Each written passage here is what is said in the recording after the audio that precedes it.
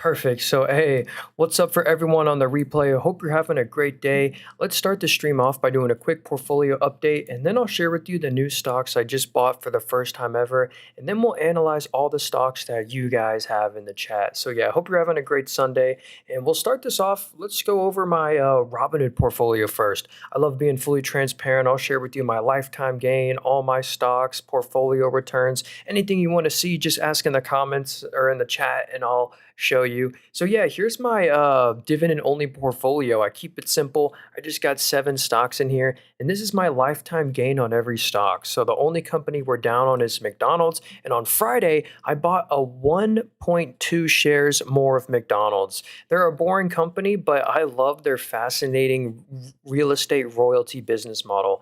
And here's my total equity in each stock. So yeah, our largest holdings at the top, Google, and our smallest holding down there is Meta at the bottom. And we have definitely underperformed the market year to date in here. We are down 0.08%, and the S&P 500 is up 11.8% year to date. So when you're an individual stock picker, you kind of want to make sure you're outperforming the market, but I'm not too worried because my other portfolios are starting to pick up the slack. Here's my Roth IRA. A Roth IRA is just a tax-free retirement account. So all the gains, like you get triple-digit returns, you can sell it all tax-free.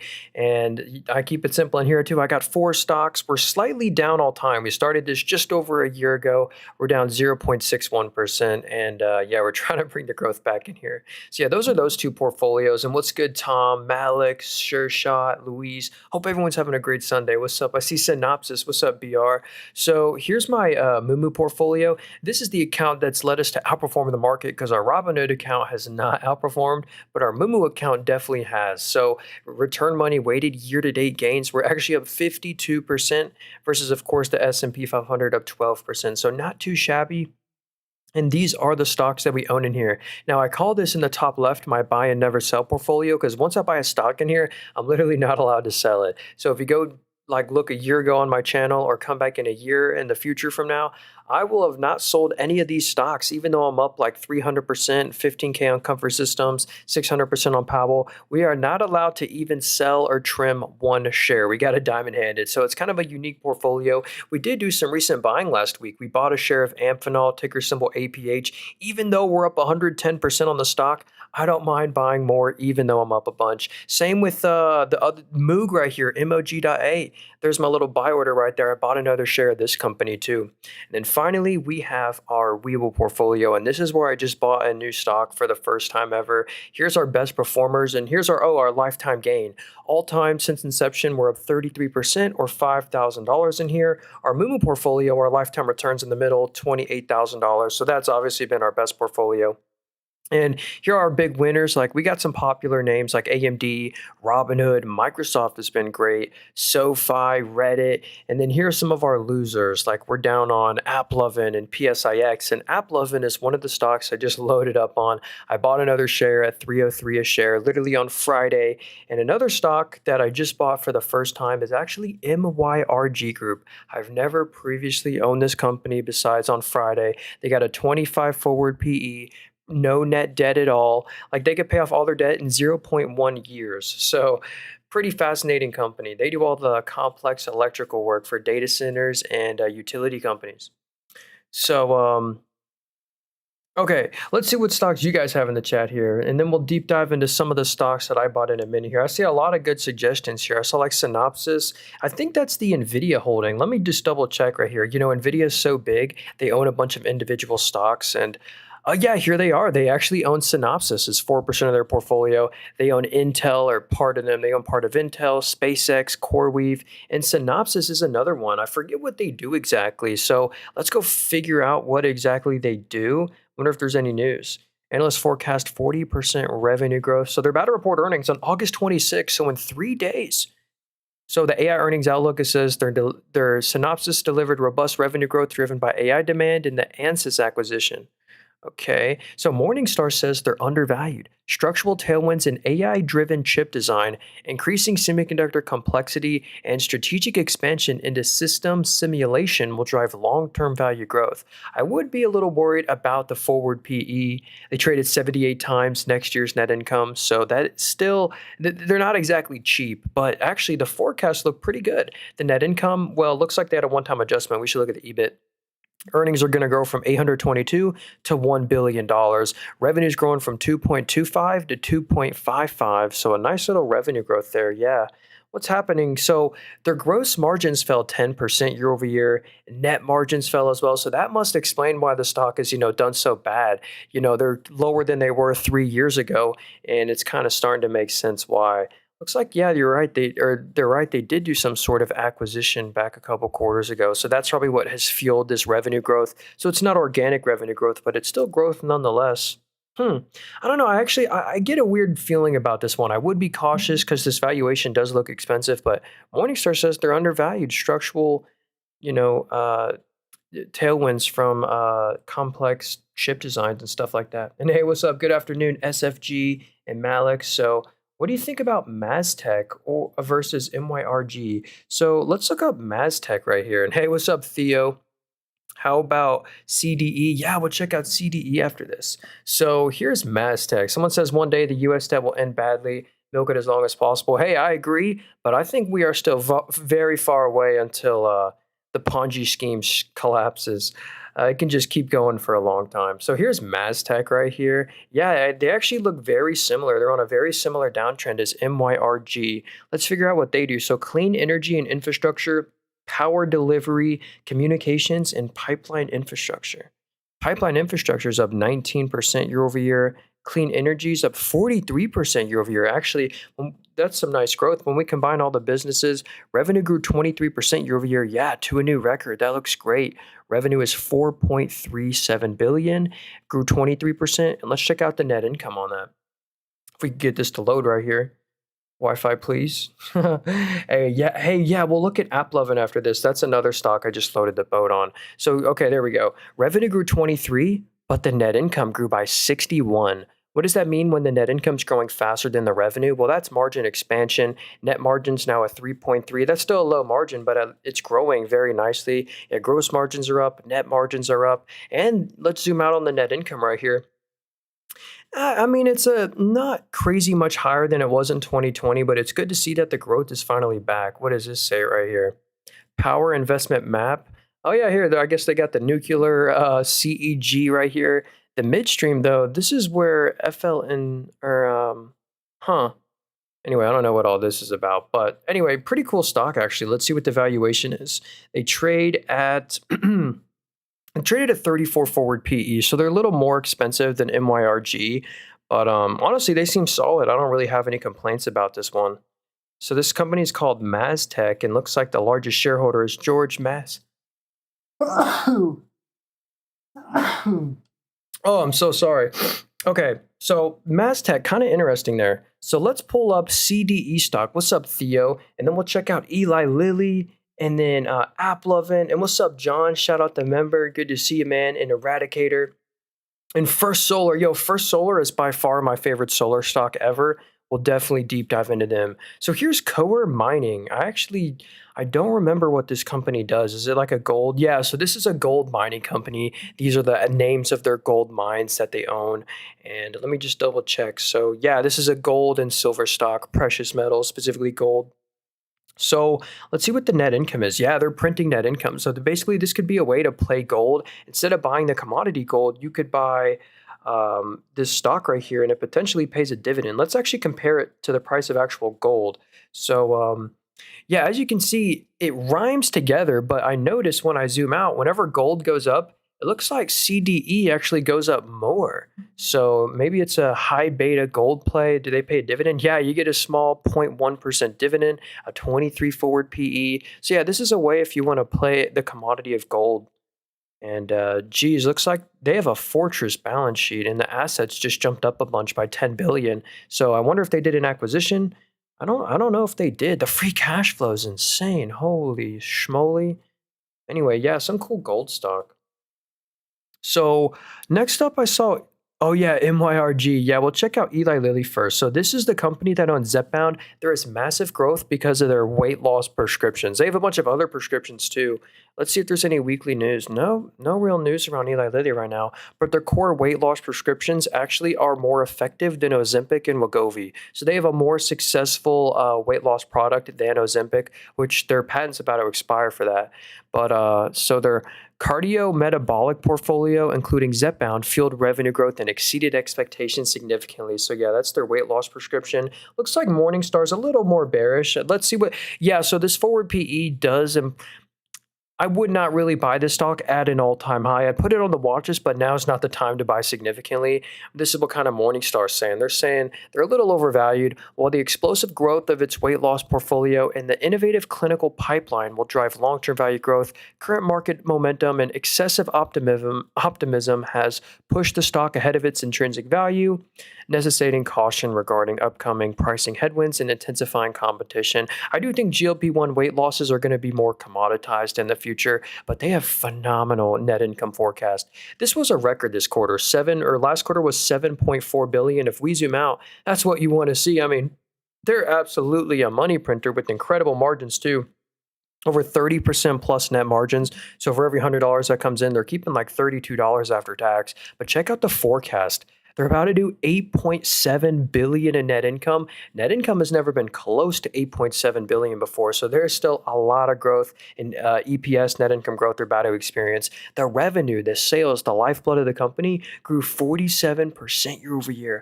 I mean, just incredible growth metrics. So I can totally understand why this stock is at an all-time high. They deserve to be, but I don't know if I'd buy it today after that big rally. You know what I mean?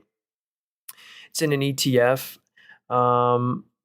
GDXJ. It's a junior gold. Oh, the junior gold mining ETF right here. So yeah, this could be another way. And if you don't know which individual gold mining stock to buy, well, you could just buy this ETF that breaks it up for you. Yeah, there was CDE, Coeur Mining in here. Helka. Yeah, pretty cool. So let's do why so many large companies own SpaceX? Well, NVIDIA, I think you're talking about the NVIDIA thing. NVIDIA owns a bunch of SpaceX because, well, NVIDIA loves buying their biggest customers like CoreWeave, Coherent, Synopsys. They buy a bunch of NVIDIA chips, and SpaceX recently too. They're trying to be a GPU renting company now. So SpaceX has been buying an insane amount of NVIDIA chips from NVIDIA. So NVIDIA's like, all right, we'll buy some of you too. Okay, so let's do AppLovin right here. What app is this? Hey, I'm actually on a brokerage right now. It's like Schwab. It's linked in bio there if you'd like to get it. So here's AppLovin. This is my most recent purchase. I bought them on Friday. I bought one more share of AppLovin. Out of all the stocks, if you like stocks on a massive downtrend, out of every stocks on a massive like 40, 50% dip, in my opinion, this is the one to buy. Not financial advice, of course. Always do your own research, but let me show you what impressed me to make me buy them. So, like, this has the DNA of a multi-bagger, in my opinion. So, this stock is lower than they were 2 years ago, but check out the net income since 2 years ago. It, like, just hits a new record every quarter. This is the quarterly net income, after-tax net income. And check out the revenue. Like there's literally a disconnect between the fundamentals and the stock price. So the revenue grew 52. They did 1.92 billion, and on this 1.92 billion, they kept after tax 1.27 billion. So that means, this is my favorite part, they have over 60% plus net margins. So for every $100 that comes in, they're keeping over $60 after tax. And that's real. That's not some accounting fluke. The forecasts are even better. They're about to hit 1.54 billion in net income, which would be a record net income quarter. And Morningstar even agrees. They say they're undervalued. Company's powerful AI-driven advertising optimizer and successful expansion beyond gaming into e-commerce and connected TV will drive long-term value growth, and I totally agree. That's why I think the risk reward looks so well. Like there's a ton of stocks on this on a huge dip right now. I want to buy the one with 65% net margins, insanely good fundamentals. Oh, and check out the valuation. I forgot to mention. They're literally trading at a 16 PE. If it would load here, please. Yeah, check that out on the right. They traded at 16 forward PE, or only trading at 16 times next year's net income. The like literally worst case scenario, this could fall 10% more in my opinion, and that's the worst it can do. I don't see it falling more than 10%. Like it'd be so weird to see them at a 14 or a 13 forward PE. Like I couldn't believe it. So Ed said First Solar. Let's do First Solar, and then I see someone said Google's a good buy. I agree. Google's great, low key. Like, and some people might call me crazy, but the valuation on Google is still cheap. So here's First Solar. If you're looking for exposure to solar, in my opinion, I would stay away from Enphase. I'd stay away from like Sunrun and the like Solar Max, whatever. I would get First Solar stock, not financial advice. And here's why. There's a ton of solar stocks out there with the very choppy net income. Look at this. Look at this company's net income. I mean, every quarter they're making like 3 to 400 million of after-tax net income with incredible margins. They had a 40% plus net margin this quarter. I mean, just ridiculous. Every quarter they're rocking 30 to 40% net margins. And this quarter specifically was a big beat. You see net income, the orange line is the forecast. They forecasted 300 million. They did 422 million. And that was real. Even on EBIT, earnings before interest taxes, it was a massive beat. They expected 295 and they did 422 even on the EBIT. So it wasn't some accounting trick. They really did have a nice beat and they traded a very fair valuation, a 10 forward PE or 10 times net income. But you do want to be aware. Here's what Morningstar says. Morningstar says they're fairly valued right now. While the company benefits significantly from U.S. manufacturing tax credits and robust pricing power, there's fierce competition in the commoditized solar modular industry. And there's a heavy reliance on favorable U.S. policy require a balanced long-term view. So again, solar panels are kind of a commodity, so you do want to be cautious of that. But out of all the solar stocks, this is legit the best one that I've analyzed. Of course, not financial advice. What was that last one? Oh, let me check for you. By the way, I reaffirms full year guidance despite tariff and logistics pressures. Risk include tariff uncertainty. Okay.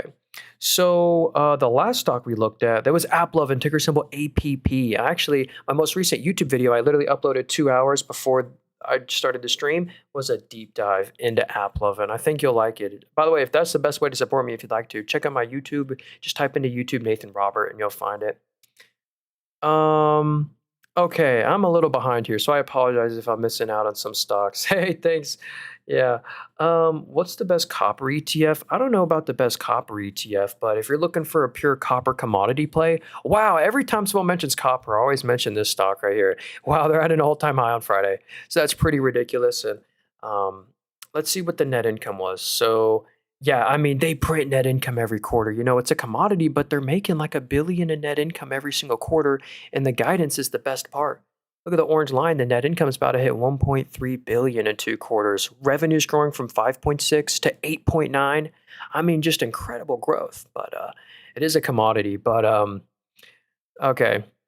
Morningstar says they're a little overvalued, though. The market's overly optimistic projections for gold and record high copper and gold prices, which currently trade materially above historic levels and industry costs. Well, hey, you know, copper sales reached 710 pounds. Anyway, I'll stop talking about copper. Another great copper play is ticker symbol APH, Amphenol. They actually supply, they don't sell the raw copper. They turn the copper into these data center connectivity cables. Okay. You think AppLovin's at a good entry point? I do, and I actually just bought them on Friday. That's my most recent purchase, MYRG, and I also bought on Friday. Where's my AppLovin? Yeah, APP right here. That's the stock we just deep dive into on that big 50% downtrend. And yeah, see that little B on the candlestick there? That was my buy order. I just bought a little more AppLovin, or about one more share. So I think they're pretty good. All right. Actually, I can find you a copper ETF. I just got to look at what ETF owns FCX. And I'll show you how to do that. So you just click on Freeport, and then you scroll down here. You can find what ETFs own this thing. So there's ticker symbol COPP.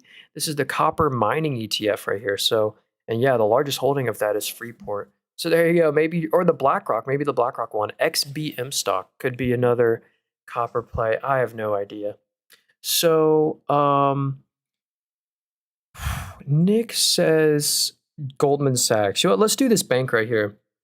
This is actually an insanely good compounder. They've done phenomenal. They have crushed the S&P 500, and they're pretty much at an all-time high right now. And even though Goldman Sachs is at an all-time high, here's why I would not sell them. I mean, this doesn't seem like some peak bubble valuation. I mean, the forward PE is a 14. They only trade at 14 times next year's net income, a 16 PE currently. So very fair numbers. Annualized return on tangible equity, wow, 23% this quarter. So yeah, global banking is 70% of the revenue. And then they do asset and wealth management. So I wonder if they have like their own brokerage. They just collect high margin fees. This quarter was gangbuster earnings. Holy, look at that. They expected 4.45 billion in net income. They did 6.4 billion with 32% net margins. Look at that pricing power. Net margin grew 27% year over year. So no wonder this stock is at an all-time high. It's not just, momentum, it's genuine fundamentals that are improving. And they every quarter just beat on net income forecast.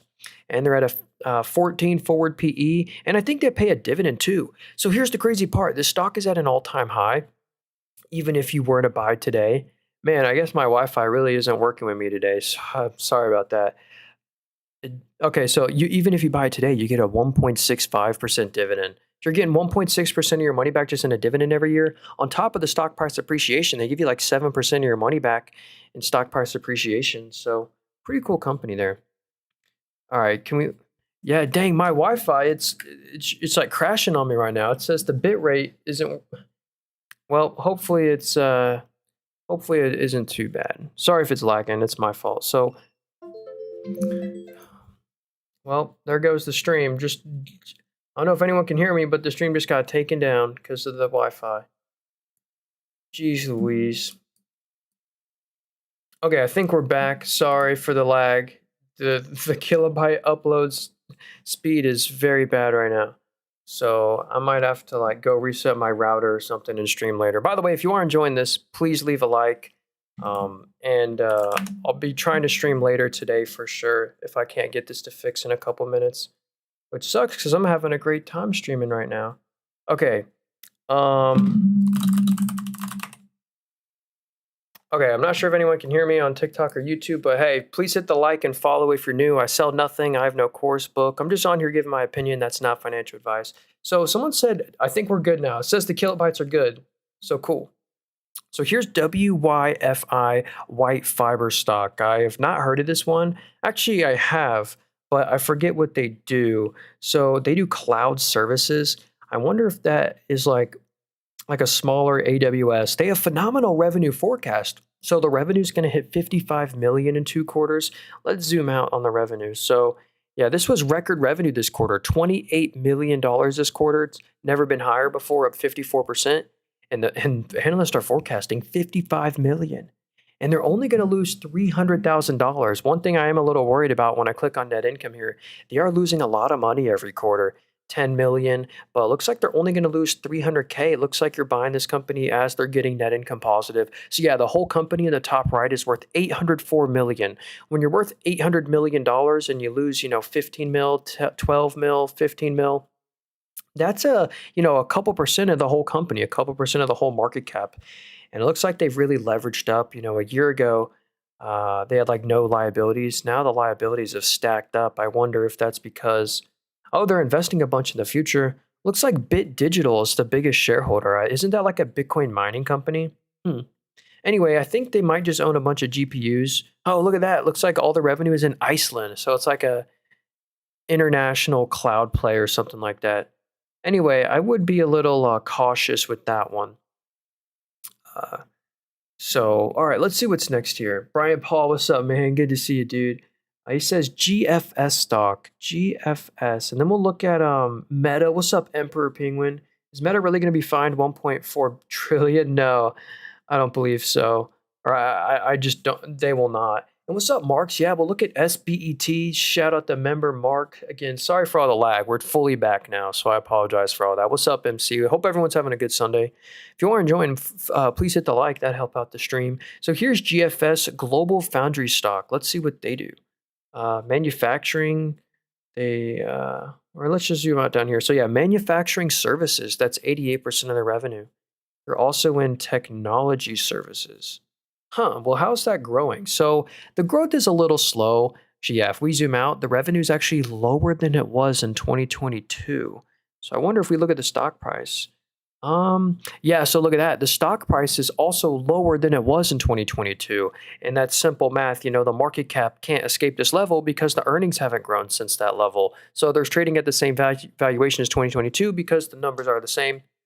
And it looks like the good news is they're still making net income every quarter, so there's no like bankruptcy risk here. But it looks like the like look at this revenue growth again. We kind of zoomed out. We saw it was lower than 2022, but it's kind of mid to low single digits. 5.8, 3%, 0%, negative 2.9. So we kind of want to see them grow a little faster than that. Looks like so the revenue grew by 5. The profits actually fell by 11. So their margins actually contracted a bit. Hmm. I wish I could give you better thoughts on this company. Does Morningstar cover this one? Okay, so Morningstar says they're undervalued. Despite a weaker smartphone outlook, robust demand in automotive, communication infrastructure, and data center applications, alongside a strategic focus on a differentiated specialty products, will drive long term value growth. Huh. Here's what the bulls are saying. An unexpectedly strong boom in low power, untethered devices will boost demand for GF specialty processors. GF can continue its practice for using long term agreements in a single sourcing contract.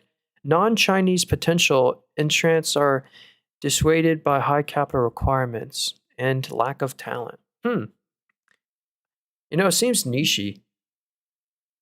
Okay. Hey, what's up, Jay? Dude, thanks for all those gifts there. If you got a stock you want to look at, let me know there, Jay. I appreciate that, homie. I am a little behind here. What's up, MC and North Face? I hope everyone's having a good Sunday. I want to get to Fabrinet too eventually, but let me start with SBET. Shout out the member. This is Sharp Link. Huh.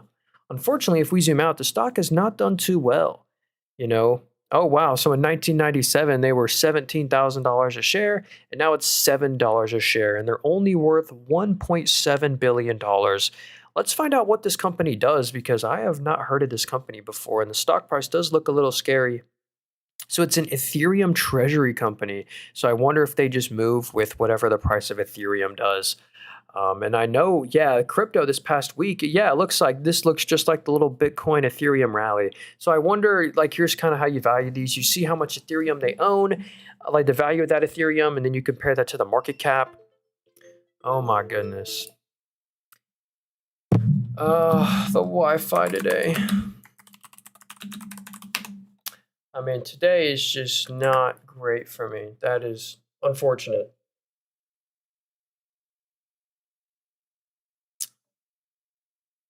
All right, well,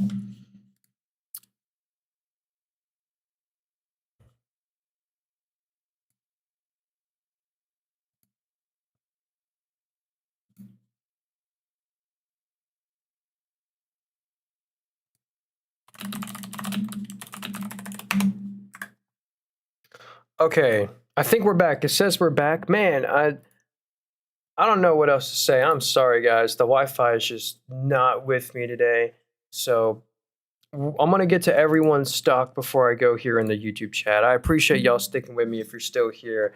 So I know I'd probably click off if it had a bunch of lag and stuff. So anyway, here's SBET. I believe we're back. Yeah, it says we're back. Okay, cool.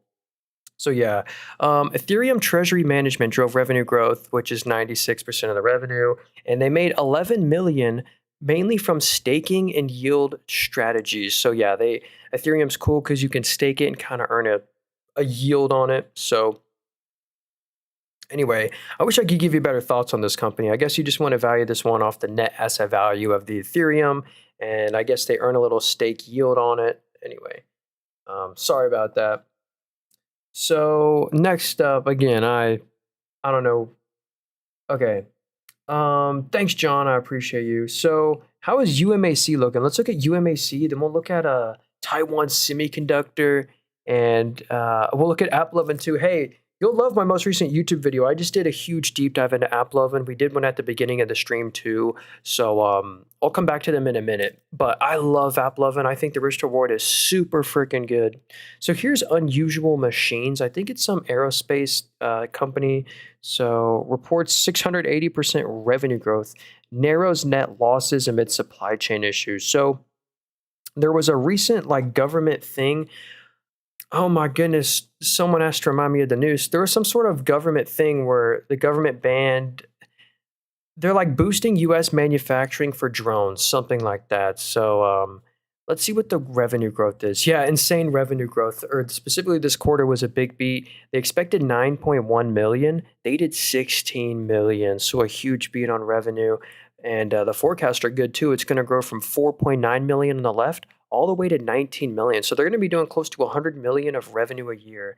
There was some sort of news that I want to see if I can find here. It's like the administration did something.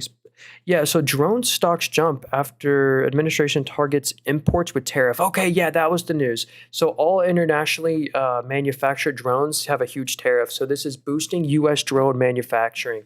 So, and drone warfare has been huge recently. I would still be a little cautious of the valuation, but anyway, that's some sort of U.S. drone manufacturing company.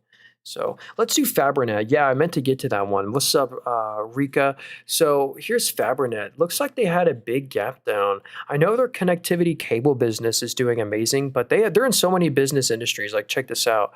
Actually, it used to break it down. I think they just think they like changed it. Anyway, let's see how they did. So yeah, data centers are now half the revenue, then communications infrastructure, and then automotive, industrial, and others. So how the data center business grow? Yeah, they just kind of updated this. So let's just zoom out on the revenue right here. I've always been impressed. Like literally, like every single quarter, the revenue hits a new record. That's what you want to see for a growth stock. I mean, that's incredible. Revenue grew when we combine all the businesses. Revenue grew 44% year over year. That is the fastest growth rate in like years. And literally, because they always grow at like 17 to 20%. Now it grew 44% year over year. And the net income grew by 59%. So they actually expanded margins. Yeah, net margins grew by 10% year over year. And if we zoom out on net income as well, record net income, record revenue. I mean, this is incredible. So that's why, even though they're on a dip, I wouldn't be worried. I certainly wouldn't be selling out of this one. Like the fundamentals aren't deteriorating. If anything, fundamentals are getting better. And these forecasts are great. So this was a record net income this quarter. We zoom out, record 139 million this quarter. The growth is not done according to analysts. It's going to hit 143 million next quarter, 150 million the quarter after. Someone says a big reason they're down is because Nvidia revenue is down this quarter. Or Fabrinet, I wonder. Oh, it looks like this is like an international data center company. So it looks like 61% of all the revenue comes from Thailand. And then the US is 20%, then Singapore. So it's a more international semiconductor data center stock, but this valuation is now like extremely cheap.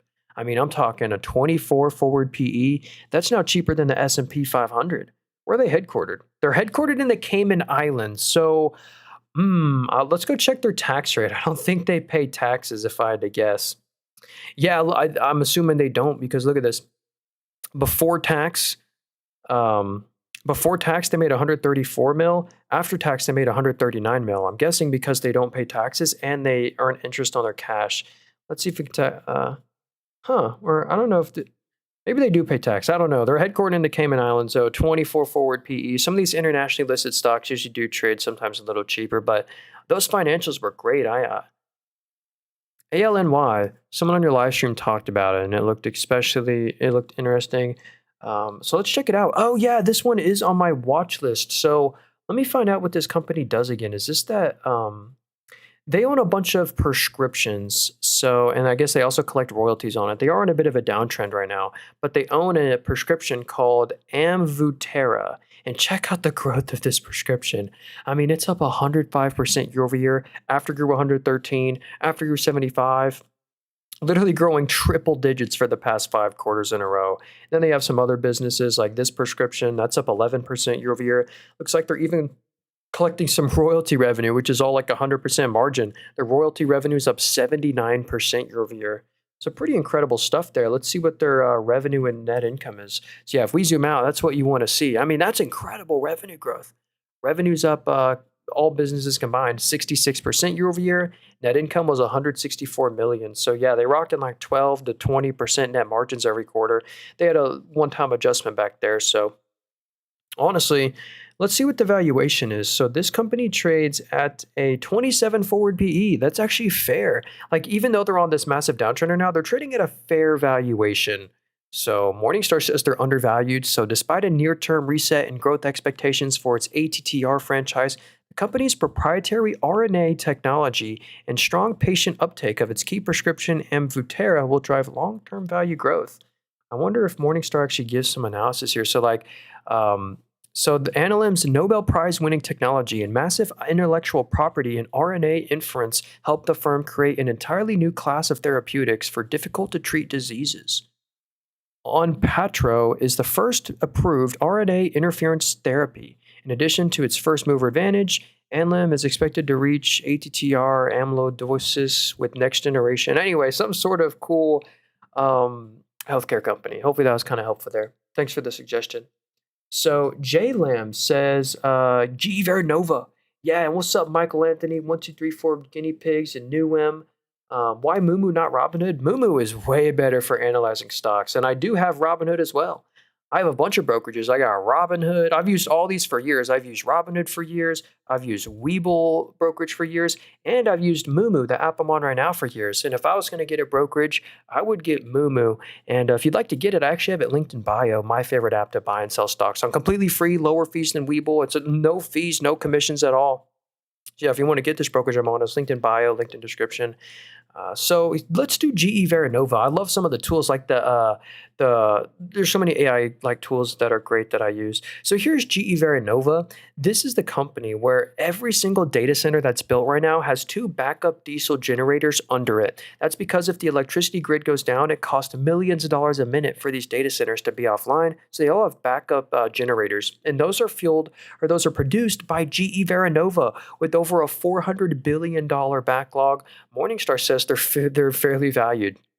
A massive gas-powered backlog driven by the multi-year electrical supercycle and surging AI data center demand will support long-term revenue and margin expansion. The valuation's the only thing that I'd be concerned about. At 43 times forward PE or 43 times next year's net income, the risk reward isn't phenomenal. Like, now's not the time to load the boat. Maybe nibble and put it on the watch list, but now I wouldn't feel comfortable buying the stock significantly right now, but they deserve to be doing so well, I will say. I mean, they really do. They have great fundamentals. Let's see, do we get any power segment rose 14%, driven by higher gas turbine deliveries and favorable pricing. I wonder if Morningstar add anything else to GE Veranova. Can we do Webull, please? Yeah, we'll look at Webull too. I know they just reported earnings. Yeah, so GE Vernova enjoys leading position in oligopolistic markets, including gas turbines. Okay, let's see what's next here. Okay, I'll go ahead and do Webull stock right here. So yeah, Webull, this is a brokerage right here, and they had a really good beat on net income. I wonder if they have any details about it on the weekly news. And I saw Iris Energy. Iris Energy, I'd be very cautious with. I actually would not want to own that one. So it looks like revenue of 198 million, swings to profitability with 51% year-over-year growth. Okay, there's a lot of stuff here. Yeah, so trading revenue rose from the pattern day trade being removed. Okay, trading-related revenue increased 66%, fueled by record equity and options volume. Interest income grew 18%. And crypto trading revenue remained small at only 1% of total revenue, but showed early improvement signs. So interesting here. This was the best news, how they beat on earnings. The orange line's what the analysts expect. They expected 180. They did 198. Big beat on revenue and specifically net income. They expected 8.5 million. They did 24 million. That's a triple or a beat by 3x. And that's not some accounting fluke. They really did beat by a huge amount. Even on EBIT right here, they expected 20 mil of EBIT. They did 62 mil. So this wasn't like some one-time adjustment. They really did beat like crazy. And they're finally getting more consistently net income positive. So I wonder if we can get a forward PE here. A 41 forward PE. They're just now getting net income positive. So that makes sense. So I actually own Robinhood, I own SoFi, I own Mumu, the app I'm on right now. They're all publicly traded. Someone said, what app are you using? Yeah, hey, again, I'm on a brokerage right now called Mumu. If you'd like to get it, it's linked in bio there. It's an affiliate link, full disclosure. So if you go and like deposit $100, we'll both get like a little free stock. But yeah, it's a completely free brokerage. A lot of people get it just to analyze stocks. You don't have to deposit anything, just for the analysis tools. Like, you can see what the super investors are doing. If your net worth is over 100 mil, you got to disclose all your trades. Like Nancy Pelosi, she has such a great portfolio. You can see every single trade and stuff. So Warren Buffett, you can see Nvidia's portfolio. There's so many features that that's why I like this one more than Robinhood and Webull. Like, if you're looking for new sectors, they have this place where you can find new sectors. Oh yeah, and a bunch of macroeconomic data. Anyway, let's see what's next on the chat here. So Ooh, I mean, sheesh. I don't know which stock to get at. So Symbiotic, you know what? Let's do Symbiotic. I promise this one will impress you if you're a fan of robotics. This is a warehouse robotics company. They specifically do warehouse robotics, and their biggest customer is Walmart, and they have over 1,200 patents. So yeah, there's kind of a picture up there. This is their website. But here's the selling point of this stock. Here's why you would want to, make your factories and use their robotics. You can condense your footprint by 60%, your storage footprint, 60 to 80% warehouse labor cost reduction, 99.9% accuracy. And I would play the video, but here are some of their biggest customers. They're all like grocery stores, like let's see, like Albertsons, they're a publicly traded stock. Anyway, their largest customer is Walmart, and Walmart loves them so much that Walmart owns the stock. If you look at the second largest shareholder, Walmart owns 11.5% of the entire company. And out of every robotic stock to buy, I've looked at a ton of robotic stocks. Like Rich Tech Robotic is absolutely junk. Serve Robotics is literally junk. Well, you want to buy the one with real revenue and real profits. And look, check out this revenue growth over time. And with real IP, they own over 1,200 patents. Revenue was 720 million, up 21% year over year, and they made 55 million net income. They're going to be making consistently. They're actually making net income every quarter. They're going to make 15 mil next quarter, 12 mil the quarter after. And check out that revenue growth.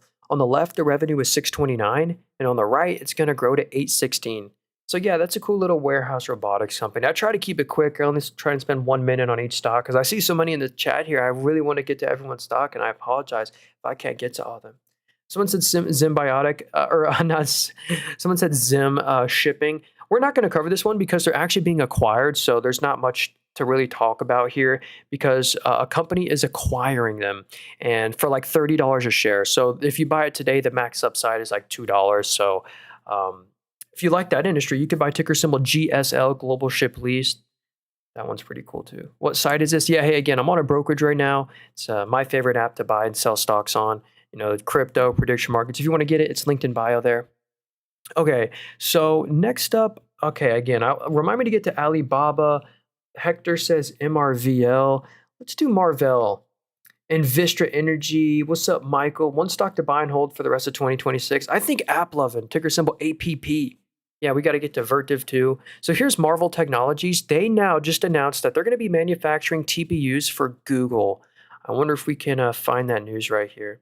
So yeah, Marvell Technology and Google expand their custom AI chip partnership with 12 billion agreement up to 120 billion revenue potential for Marvell. I mean, that's huge.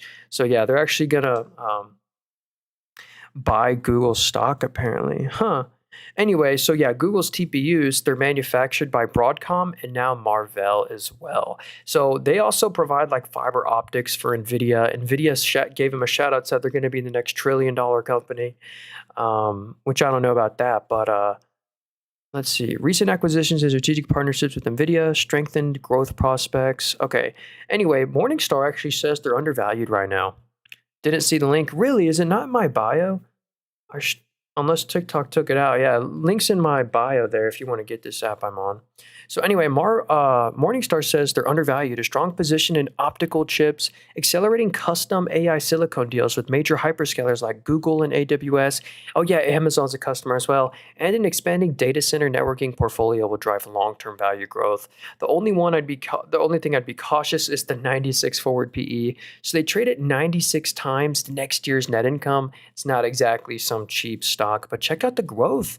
I mean, on the left, the revenue is $2 billion. It's going to grow on the right all the way to $3 billion. So incredible growth, even on net income, growing from 750 to 1.14. So they're going to be like, I bet you they'll CAGR EPS, compound annual growth rate. They're just going to grow net income 30% every year through like 2032. And that's what really should justify. Well, again, now it's tough to buy them at a 96 forward PE, but I mean, this new Google partnership could like boost earnings, the NVIDIA partnership as well. So let's see. With room to raise guidance, Jeffrey cites a materially improved story following Microsoft's recommitment to custom silicon chips and Google's AI deal. So hopefully that was kind of helpful there. Okay, so here's Baba right here. This is Chinese Amazon kind of. They really are because they do. If you've heard of AliExpress before, AliExpress is owned by Alibaba. It's like where you buy a bunch of stuff for like $1 and stuff. But Alibaba right here, they have a huge, a cloud business as well. So it's like Chinese Amazon. So let's see if we can find that. So yeah, here's their cloud business. It grew 53% year over year. I wonder why we don't get too much data here. But yeah, they own AliExpress.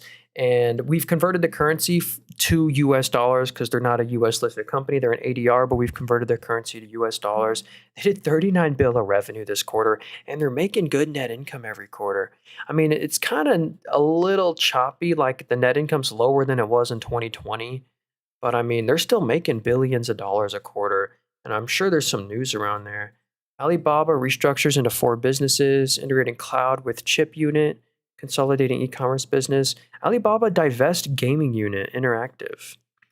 Alibaba CEO confirms second generation chip for second half, deployed to over 650 customers. Oh wow, there's a bunch of stuff. Alibaba's Q&A AI model surpasses 3 billion global downloads, outpacing Meta and Google. New laptop model. So yeah, Alipay launches China's first stack AI platform. Anyway, this is one of the better Chinese stocks, but yeah, they're lower than they were in 2017. Usually these Chinese companies just don't outperform US stocks. Xi Jinping by the swipe of his hand can just destroy any company he wants. All right, so let's do Bloom Energy. All right, I saw that one a few times. So Bloom Energy, this benefits from data centers, or have some new data centers having a tough time connecting to the electricity grid. Customer or retail customers are upset because if they connect the data center to the grid, it could raise the price for retail customers. And Bloom Energy is for power generation on site, so they don't need to even connect to the grid anymore. You can just generate your own power on site, and that's what Bloom Energy does. Now, the valuation is pretty insane, but I notice how they just beat on expectations every quarter. So, like, the orange line's what the analysts expected, 827. They did 1.06 bill, like for the past 3 quarters in a row. Massive beat on revenue, and specifically the net income was what impressed me. They expected 86 mil. They did 196 mil. That's a more than a double beat. And that's real. That's not some accounting trick. Even on EBIT, it was a huge beat for the past 3 quarters in a row. So that's why I think Bloom Energy has done so well. But I think they pretty much fully priced in how much they were going to beat on expectations because the valuation is really pricey. I wonder if I can get this up. Yeah, so a 61 forward PE. They trade at 61 times next year's net income. That's still a little expensive. Dang, Morningstar is more bearish than me, but they say they're significantly overvalued. While the company benefits from time to power constraints in the AI data center market, extreme uncertainties regarding its supply chain transparency, high customer concentration, and the market's aggressive assumption of multi-decade hyperscaler growth require some caution there. So, what is this right here? Raises full year guidance on data center demand. Key drivers include CoreWeave, Nebius raising its end target. Um, what is this right here? Yeah, so Nebius's New Jersey Vineland data center adopting Bloom Energy's on-site power, and Oracle contracting up to 2.8 gigawatts. Huh, cool. Still would be cautious. Now's not the time to buy that one meaningfully, but it is super interesting. So let's pull up Vistra Energy. This is a company that as well, it powers the data centers. I believe they own like 5 or 6 nuclear reactors as well. So it's like the second or third best like nuclear play. I wonder if there's any news around this company, but this is an unregulated utility. So, ooh, I see Reddit stock. Hey, remind me to get to Reddit. I love that stock. They just joined the S&P 500.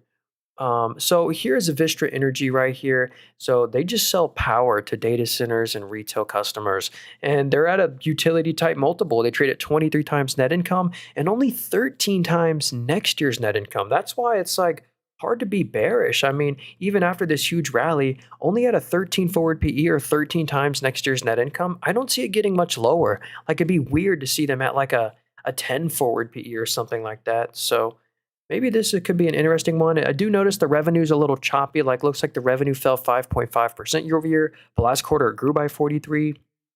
So, but they're printing net income every quarter. What are the forecasts? Yeah, they're going to make 570 mil next quarter, 1.5 billion the quarter after, and you get a dividend, 0.7% dividend yield. So Yeah, honestly, not too shabby. Um, so yeah, that was VST or Vistra Energy. Yeah, this is that. I almost thought of VRT for a second. Yeah, Vertiv VRT. That's the company that does the water cooling for data centers. So next up, how much debt does Symbiotic have? That could be easy to find. I'm not going to check it for you, or I'm not going to check it right now. But I do really like Symbiotic. So George says, okay, let's do Netflix. What's up, George? I'm so behind, so I really feel bad for the stocks I can't get to. Like I want to get to FRMI, Zeta, um, and PAGS. We'll check that one out too. So here's Netflix. This is actually one of my kind of more recent purchases. We're just barely up on our Netflix. I only own 10 shares.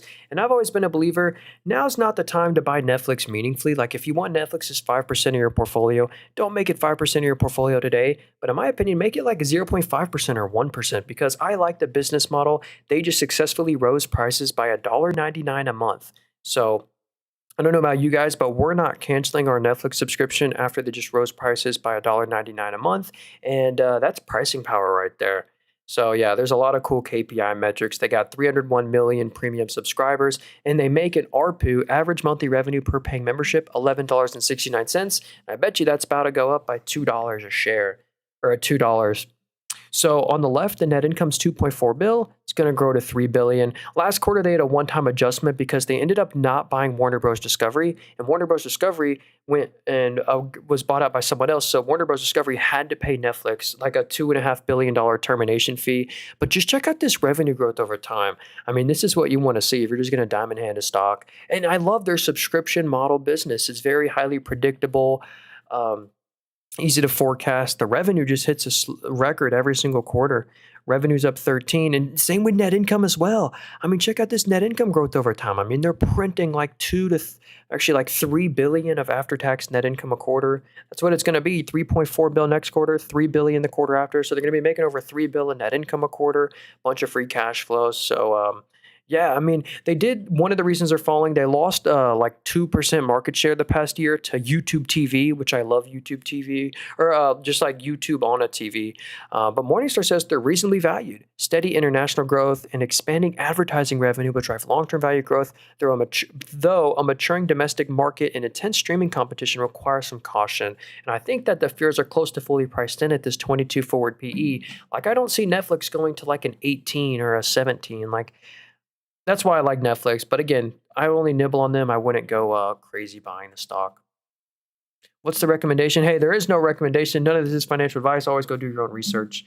I'm just on here looking at the stocks that you guys say in the chat here. So look at PAGS stock. All right, cool. So this is Pag Sergio Digital. Did you cut your Futu holding? No.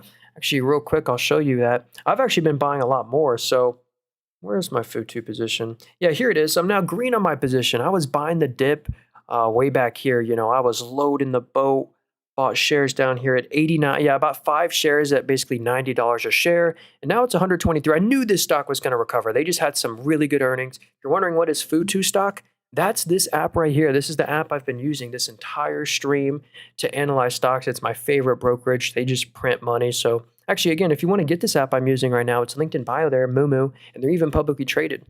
So here's PAGS. Looks like they've had a nasty downtrend. So like in 2018, they were 22 bucks. Now it's $8. 8 years later. So they are very cheap, though. I mean, they're trading at 4.6 forward PE or only 4.6 times next year's net income. That is ridiculously cheap. Looks like I can now kind of understand why they are so cheap. It's because usually international companies are trading cheaper. Looks like all of this company's revenue pretty much comes from Brazil, 99% of the revenue. Are they headquartered there? Yeah, so they're also headquartered in Brazil. So they're not a US stock, but they do financial service agents. Well, how's that growing? Let's just go to revenue right here. I mean, revenue's at a record pretty much right now. It's kind of growing single digits this quarter, like 5.7% growth, but they're printing good net income every quarter. Yeah. I mean, it's not too much higher than 2019, but still, there's no bankruptcy risk here. They're making over man, I'm clicking the wrong buttons here. They're making over 100 mil in net income a quarter, which is pretty cool. And yeah, the forecasts are great too. They're going to do 139 mil. So, software infrastructure, digital payment company, in permit via payment of sales devices. Maybe we can go to their website right here. But I mean, hey, some Brazil reached the full potential of Latin America with our one stop shop payment solution. Merchants from all over the world using them, like TikTok. Um, hmm, Interesting there. So, some Brazil payment system and a dividend of 28 cents. Yeah, honestly, that dividend looks really safe. You want last thing I'll check on this company, they have a 3% dividend yield, okay? They made 106 million in net income. Let's go see how much the dividend cost exactly. The dividend only so actually I don't know if this was a special dividend, but the dividend costed 70 million this quarter. If that's true, I would be a little concerned about the dividend payout ratio, but I'm assuming it might be a one-time adjustment there. All right, let's do AppLovin. I see a lot of requests for this one. I'll be quick about this one because I've already analyzed it a few times, but this is also my most recent purchase. If we look right here on Friday, there's my little B buy order. I finally agree that the risk reward looks so good on AppLovin that I couldn't resist. I had to buy the dip on this one. Out of every stock, if you like buying stocks on a massive dip, because it's no fun buying stocks at all-time highs, Futu versus Mumu. Hey, Futu is Mumu. Oh yeah, and then Reddit stocking. See CoreWeave too. So here's AppLovin, and they're on like a big 50% downtrend. Out of every stock on a 50% downtrend, this is the one to buy the dip on. I think it's unjustifiably beaten down. There's a disconnect between how good their numbers are and the stock price, and that's why. And the valuations is 16. So check out the revenue.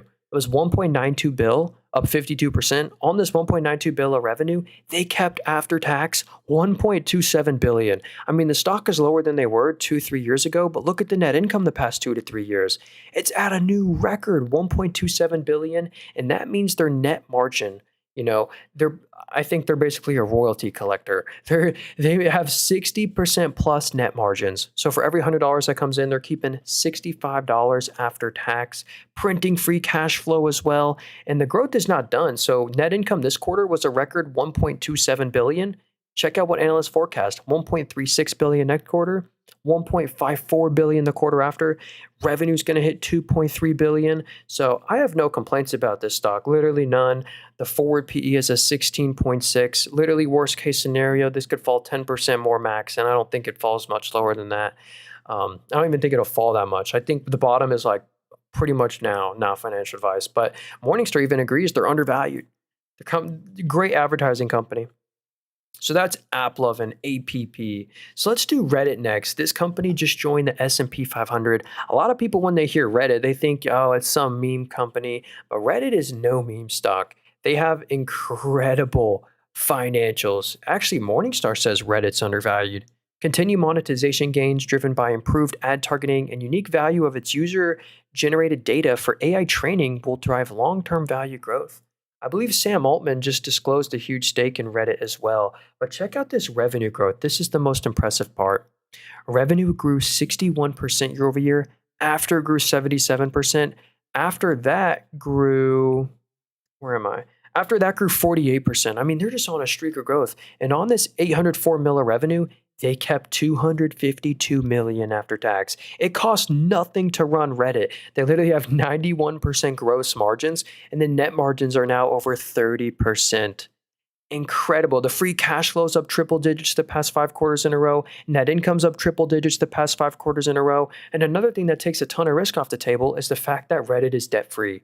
They literally have no debt, and they have $2.79 billion of cash on hand.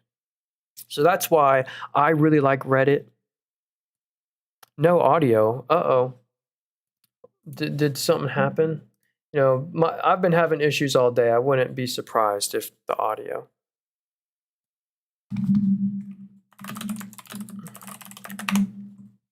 Okay, so actually, yeah, it says the audio is working. Sorry about that. So anyway, yeah, Reddit, full disclosure, I do own in my portfolio.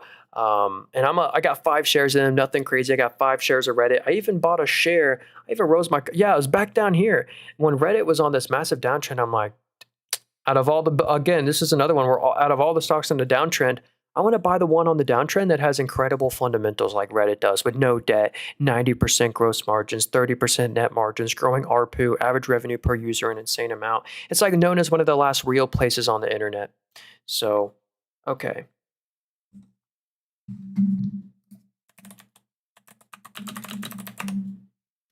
Um, let's see what's next here. Okay, let's do CoreWeave. Unfortunately, I don't have too much good news to say about them.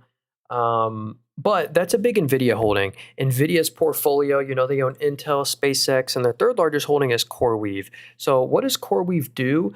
CoreWeave rents out a bunch of GPUs. So yeah, all they really do is own a bunch of GPUs, specifically Nvidia chips, and then they rent out those Nvidia chips. And it'd be a different story if they made money, made free cash flow, had a competitive moat. But they're only doing well right now because there's a shortage of chips right now. So here's the net income. Like this is the bad part. I mean, if we zoom out on net income right here, I mean, they're losing hundreds of millions in net income every quarter. And here's the forecast. They're going to lose 878 million of net income next quarter, losing 600 million next quarter. So very negative net income numbers and free cash flow numbers. Like they lost 5.7 bill of free cash flow, 4.72 billion. So there's no way to value this company. There is no forward PE. There is no free cash flow yield. They're growing revenue very fast, but not profitably. And there's like no competitive moat. I mean, anyone can, well, there's a shortage right now, but I mean, Nvidia's or Meta's in this industry now. That is not, in my opinion, the best picks and shovels play. The best picks and shovels play would be like Nvidia, the one who sells the chips to the people renting out chips. So I didn't mean to be too bearish on that one, but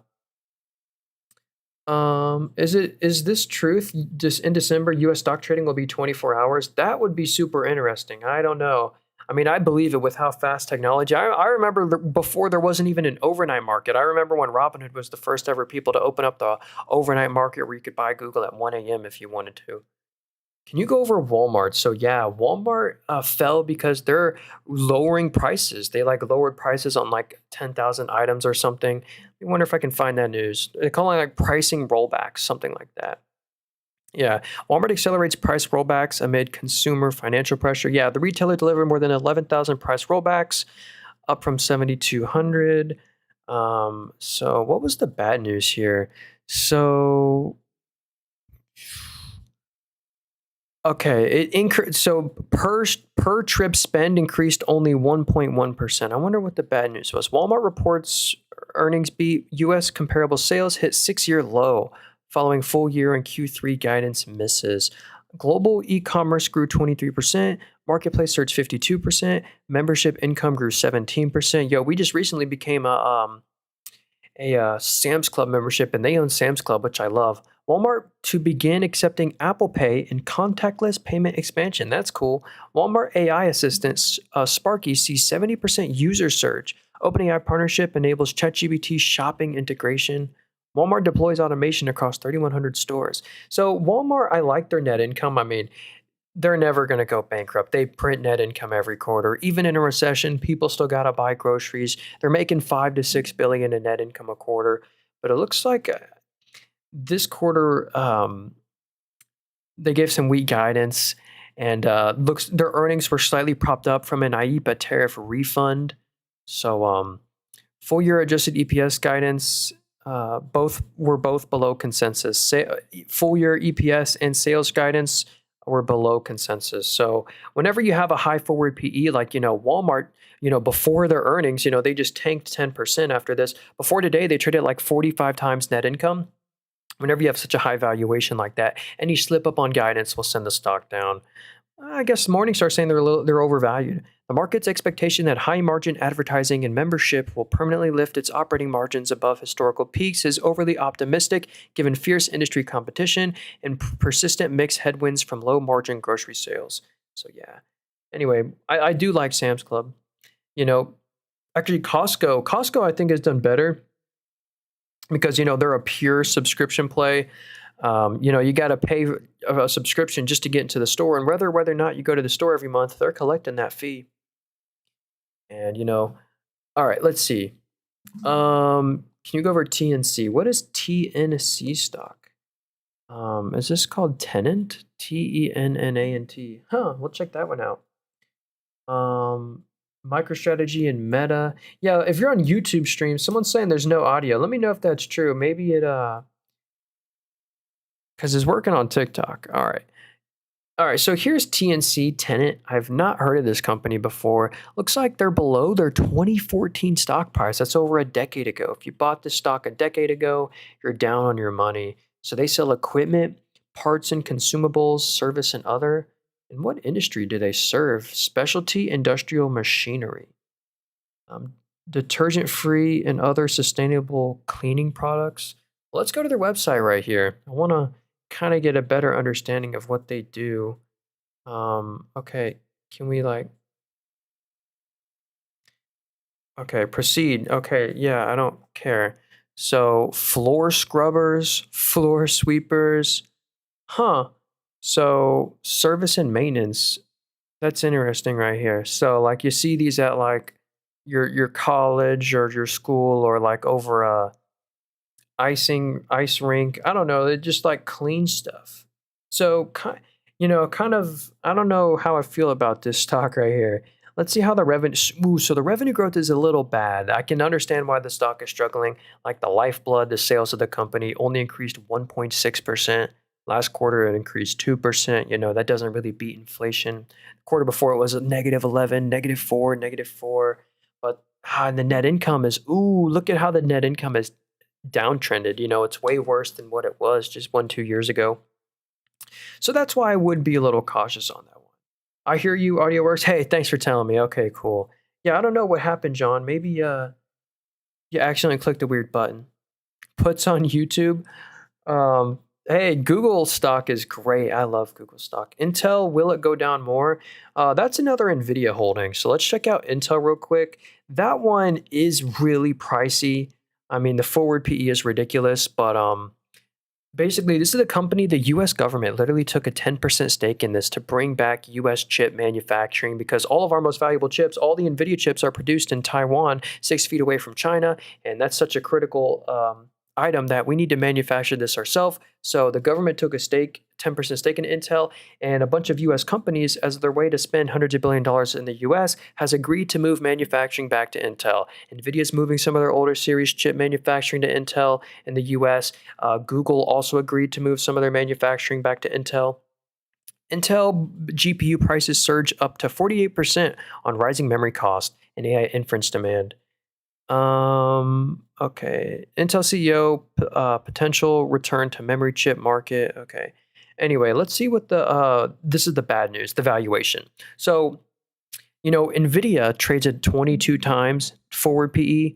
Intel trades at 79 forward PE. So that's because their net income's a little choppy. I mean, yeah, check this out. If we zoom out every quarter, I mean, like they make money some quarter and they lose money most of the other quarters. So we really want to see this start to balance out. And actually, the forecasts look good as long as they meet them. They're going to make 1.4 billion next quarter of net income, 1.4 billion the quarter after. So it looks like they're finally getting consistently net income positive. But yeah, this one, AMD, this is a big CPU play as well. AMD is the one that I own.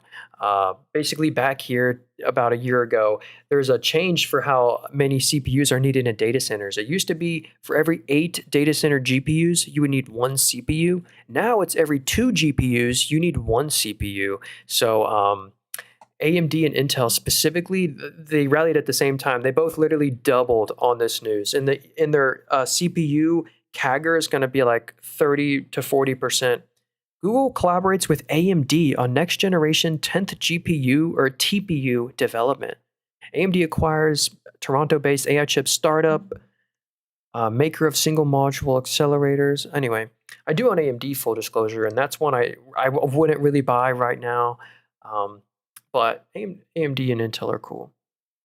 So someone said MSTR, MicroStrategy. Okay, this is your Bitcoin play. It's kind of like a Bitcoin proxy where whenever Bitcoin goes up 1%, this goes up like 2%. Whoops.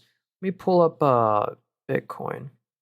So here's MicroStrategy versus Bitcoin. So as we can see, it's not perfect, but it rhymes together as you can see. So yeah, they are negative on their holdings. Or I wonder, let's see.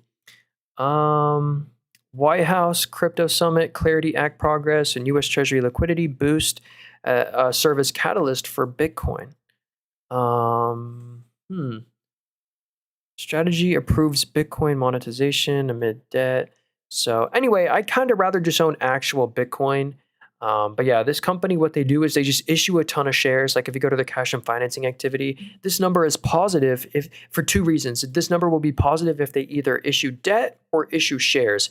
And they're not issuing debt. What they're doing is every single quarter they dilute you by $5 to $7 billion, and then go buy $5 to $7 billion worth of Bitcoin with it. So yeah, that's why I would be a little cautious with this one. They just issue shares and buy Bitcoin with it. And then that, then props up the price of Bitcoin, which makes them do well. It does good in a bull market. But one I'd still be cautious with. Oh, you're in Intel at 115. Well, I wouldn't sell out of Intel. I would just hold on to it for a while. Someone said the IBIT ETF. Yeah, so Bitcoin, if you own it yourself in your own wallet, you have a risk of it getting hacked or whatever if you don't have a good wallet. Well, you could buy the ticker symbol IBIT. This is just the iShares Bitcoin Trust. It's SIPC insured for 250K. So yeah, it literally does exactly what Bitcoin does, but it's just an ETF, and ETFs have SIPC insurance. I'm staying away from semi or semiconductor chip stocks. That makes sense. So a lot of them are a lot of APPL. Do you mean AAPL? I think you're talking about actual Apple. If I had to guess there. So I'm gonna assume you're talking about actual Apple. Yeah, they're at an all-time high. A lot of people are locked in the Apple ecosystem. They love having the Mac with the AirPods and the iPhone, Apple TV. I'm on an Apple phone right now. So, and like, this is what Warren Buffett said, like, you got to have your phone on you. Like, more people, like, it's like part of them pretty much. So, iPhones are half of their revenue. They're selling the hardware, but then 30% of the revenue, one of their most valuable businesses, is the App Store transactions. So, whenever you go buy something in the App Store, they keep 30% of every transaction as a royalty. So they're collecting royalties on every transaction, 30%. And that business is over 109 billion of annual revenue for them, pretty much 100% margin. And they got the Mac sales wearables like the Apple Watch and the iPad revenue. And they're actually a money printer. If we zoom out, I mean, every quarter, like 29 billion. And this is real, before tax, they made 35 bill. After tax, they made 29 bill. So this is real. Every quarter, Apple makes 29 or like over 30 billion in net income a quarter when you average it out. So what are they doing with basically 30 billion of net income a quarter? Apple's way of returning money to the shareholder is actually share buybacks. Just since literally they have the largest share buyback program of any company on earth. They buy back close to 100 billion of their stock a year. And since like just literally 2019, they've bought back over 20% of the whole company. So if you bought the stock in 2019, you literally own 20% more of the company on top of them paying a huge dividend, on top of the stock price appreciation. So a lot of the stock price appreciation has come from literally just share buybacks. And yeah, they just have this money hose, net income cash flow hose that they just use to buy back their own stock. Plus, look at this free cash flow as well. Pretty impressive stuff here. And yeah, here's their smartphone market share, 21%. They also make their own chips. They have a 19% smartphone chip market share, the different margins. So I wouldn't really buy Apple today. 33 forward PE or 33 times next year's net income is a little expensive. But Morningstar says they're lightly overvalued. Short-term supply constraints, memory component cost pressures, and cyclical consumer spending risk will warrant some caution on Apple. But yeah, they have such a good brand. All right. All right. What is KSPI? I'm not a Bitcoin advocate. Hey, we'll look at Plug after this, and also I'll give you my thoughts on Bitcoin. And hey, thanks again, Blue, for all those gifts there. I appreciate that, homie. So here is Caspi. I don't know what this is, but they're a $20 billion company, so they have a huge market cap. Let's try and figure out what it is they actually do. So they're a marketplace company, fintech, payments. Okay, so this is like a pure Kazakhstan play. So Kazakhstan is 75% of all their, or where the revenue comes from. That's like a country, and Turkey, or I've never. I must live under a rock. I've never heard of that country, but yeah, they are headquartered in Kazakhstan. Let's go check out their revenue. So it's okay. So we'll convert the currency as well from KZT to USD just to kind of understand this a little better. So they're at a 7.5 forward PE, only trading at 7 times next year's net income. And look at this net income. I mean, this is great. And that growth, especially since 2019, they're really making like 500 million plus of after-tax net income a quarter. So yeah, hey, sorry, I'm having internet issues again. It says unstable internet connection, and it's giving me red flags. So sorry if it's lagging. And yo, Blue, dude, thanks again for all those gifts there. If you got another stock you want to look at, definitely let me know there, Blue. I appreciate you. So yeah, anyway, some international e-commerce play. Oh, is that was it actually Turkey? Because they spelled it like weird. Maybe it probably is. Yeah, it's like Turkey. Anyway, thanks for that, Iron. Okay, so next up, mRNA crashing in 6 months with sell-off pending. mRNA, is that company that just like rallied up a bunch on the like successful cancer treatment? Oh yeah, that was this company. Yeah, they had a massive rally because they had a successful um it's like Moderna and Merck personalized mRNA cancer vaccine meets primary endpoint in phase 3 melanoma trial. Hmm. First phase, Wall Street broadly raises price targets following Moderna's cancer vaccine trial success triggers historic short squeeze, inflicting billions of losses on short sellers. Jeez. Before today, this stock really I wouldn't want to own if it weren't for I still probably not I'm not going to buy them, but like if we just zoom out over time, I mean, here was COVID when they, the COVID vaccines, they were making a lot from that. But now, ever since then, like this looks really bad. I mean, they're losing like close to a billion of net income every single quarter. What are the forecast? Yeah, they're going to lose 550 mil next quarter, 740 mil the quarter after. So there is no like forward PE here, but looks like they did have some sort of successful little result there. So that's pretty cool. Hey, what's up, Rid? So the thing about crypto is, this is probably the unpopular opinion. I just like stocks more. I love my risk reward in stocks. Is let's say you owned every share of Google in the world. You're left with a company that makes net income, makes free cash flow, has brand power. But let's say you own every single Bitcoin in the world. I mean, what are you left with? It kind of just goes up based off like how everyone feels about it. But Bitcoin's cool because it's kind of like a catalyst-free asset. Bitcoin can't miss on net income. They can't miss on net margin. So it's kind of like a catalyst-free asset there. But I just love my risk reward in stocks. Companies that pay dividends, do share buybacks, buy back their own stock, you know, um, grows their net income, does M&A. Okay, so let's see. Some good recommendations here. And again, I apologize if I'm missing out on some stocks here. Someone said AAOI stock. So is this that raw substrate play? Or no, never mind. This is a data center company. They sell a bunch of data center components, like optical laser components. I wonder if I can, yeah. Oh, they're trying to get my cookies. So yeah, lasers, optical components, transceivers. So this is the kind of stuff that's being used, of course, in data centers right now, and that's where half the revenue comes from. Literally, data center revenue, and it's been explosive. It grew 154% year over year. And check out the forecast of revenue. Revenue is going to hit on the right in 2 quarters, 427 million. If we zoom out, I mean, revenue's never been close to 400 million before.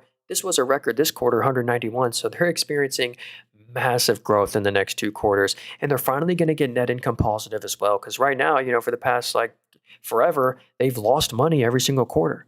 But now analysts are forecasting them to make 850,000 of net income next quarter and then 39 mil the quarter after. And that's real. Even on EBIT, they're going to make 57 mil after tax, after interest, they'll make 39 mil in net income. So I think that huge, I think why the stock has done so well the past like year is because it's pricing in the growth that they're about to experience. Kind of interesting there. So Bat says Toast right here. This is your restaurant point of sales system company. I actually really like Toast. Restaurants are kind of struggling right now, but did you know Wendy's is below their 1997 price? Same with Red Robin, they're below their 2001 price. Same with Cracker Barrel. Same with Krispy Kreme. Same with Jack in the Box. I feel bad for a lot of these food stocks right here. But let's pull up Toast right here. Are you a bot? Your voice sounds like it. I don't know. Maybe I just speak like I guess I just don't have any enthusiasm. What's up, Les Poke? No, I'm not a bot. I just uploaded a video right before my stream here, but I appreciate. Hey, thanks for all the follows there, Kuro, Poco. If you wanted the follow button, I try and stream every day. And also, I literally sell nothing. Someone asked how. Yeah, I don't see. I don't. The only way to learn how I analyze stocks is just by watching the streams for free. I don't sell nothing. I don't teach. I don't coach. I have no course, book, literally nothing like that. I go to a bunch of other streams and they're all selling something, but I'm just on here giving my opinion. It's not financial advice. But anyway, check out this company's revenue. It's very impressive. It hits a new record like every single quarter. So revenue is 1.9 billion, and check out the net income as well. Net income is also at a record this quarter, 154 million in net income. I think their website, they have the wrong link here for their website. It's just toast.com. But anyway, they're falling because a lot of software stocks are falling. But out of all the software stocks, I mean, you're not going to stop paying for your point of sale system. 33 forward PE. I wonder, hopefully I don't leak anything. Let's see if we can find them. Toast, POS. They have like a selling point where it's pretty cool, where it's like using Toast. You know what? Their website has changed since the last time I've looked at it. But it's restaurants where they walk up to your table with the iPad. Yeah, it's like this kind of stuff. Point of sale system, control all your cost and tracking stuff. They have like last time I checked here, they had like testimonies where you know what? Oh yeah, like Rebel Cheese grew 20% using Toast. Okay, you know what? I'm gonna stop looking now. But anyway, some sort of restaurant point of sale system, and honestly, I like them. I do. Like this net income growth is phenomenal. When did I go live? I've been live for an hour and 20 minutes. So what's up, Sen? Yeah, hey, I stream every Sunday at this exact same time. No matter what, every Sunday at the same time I'm streaming. I started at 11:30 Eastern time. So, what is Wing? I've never heard of that stock. Oh, Wingstop. Yeah. I have heard of Wingstop. Yo, it's another restaurant. We were just talking about the restaurant sector. They're all on a massive downtrend. What's the app? Yeah, this app I'm on, well, it's a brokerage. It's where you buy and sell stocks. It's linked in bio there if you'd like to get this app I'm using.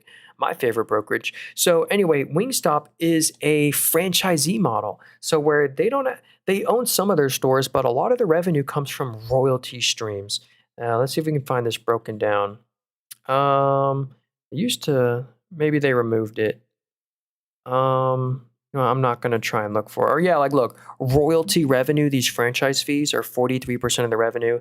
Then the company owned stores are only 26% of the revenue.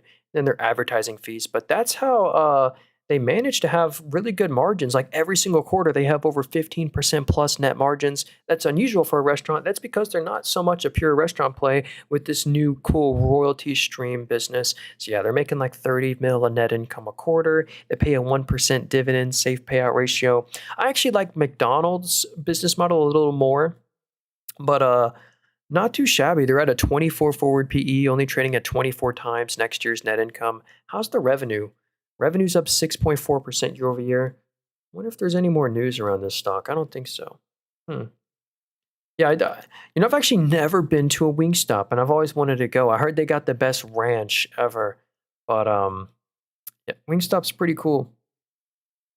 But yeah, I think again the trend around GLP-1 weight loss prescriptions. I think people are trying to eat more healthy. Like again, like Wendy's is a charity. RIP. Wendy's is lower than their 1997 stock price, so it's not just Wingstop that's on a massive downtrend. It's like the whole QSR sector.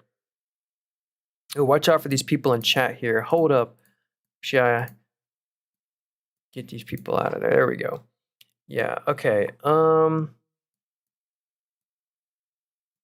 Okay, let's see what's next here. Okay, Mark said Plug Power. Actually, dang, this stock I would not buy. I actually used to own ChargePoint. They do the same thing. They just have electric vehicle charging stations, a complete commodity. And it, actually, they're a $3 billion company. I remember the net income's the big problem here. So yeah, if we look at the net income, this is the tough part. I mean, they lost 200 mil this quarter, 250, 900 mil, 300 mil. And that's kind of like for all of history. All this company does every quarter is like lose a couple hundred million every quarter. And when your whole company's worth 3 billion, if you lose 300 million, that's 10% of your whole market cap. And just in the past year, they've lost a huge chunk of their market cap. So that's why I would actually not buy this one. And that's also why 21% of all the shares are being shorted. That doesn't just happen for no reason. There's a real bear bankruptcy risk here. Looks like they just raised their full year guidance, but it's just a net income problem. And yeah, whenever you lose net income, the money has to come from somewhere. So look at their cash pile.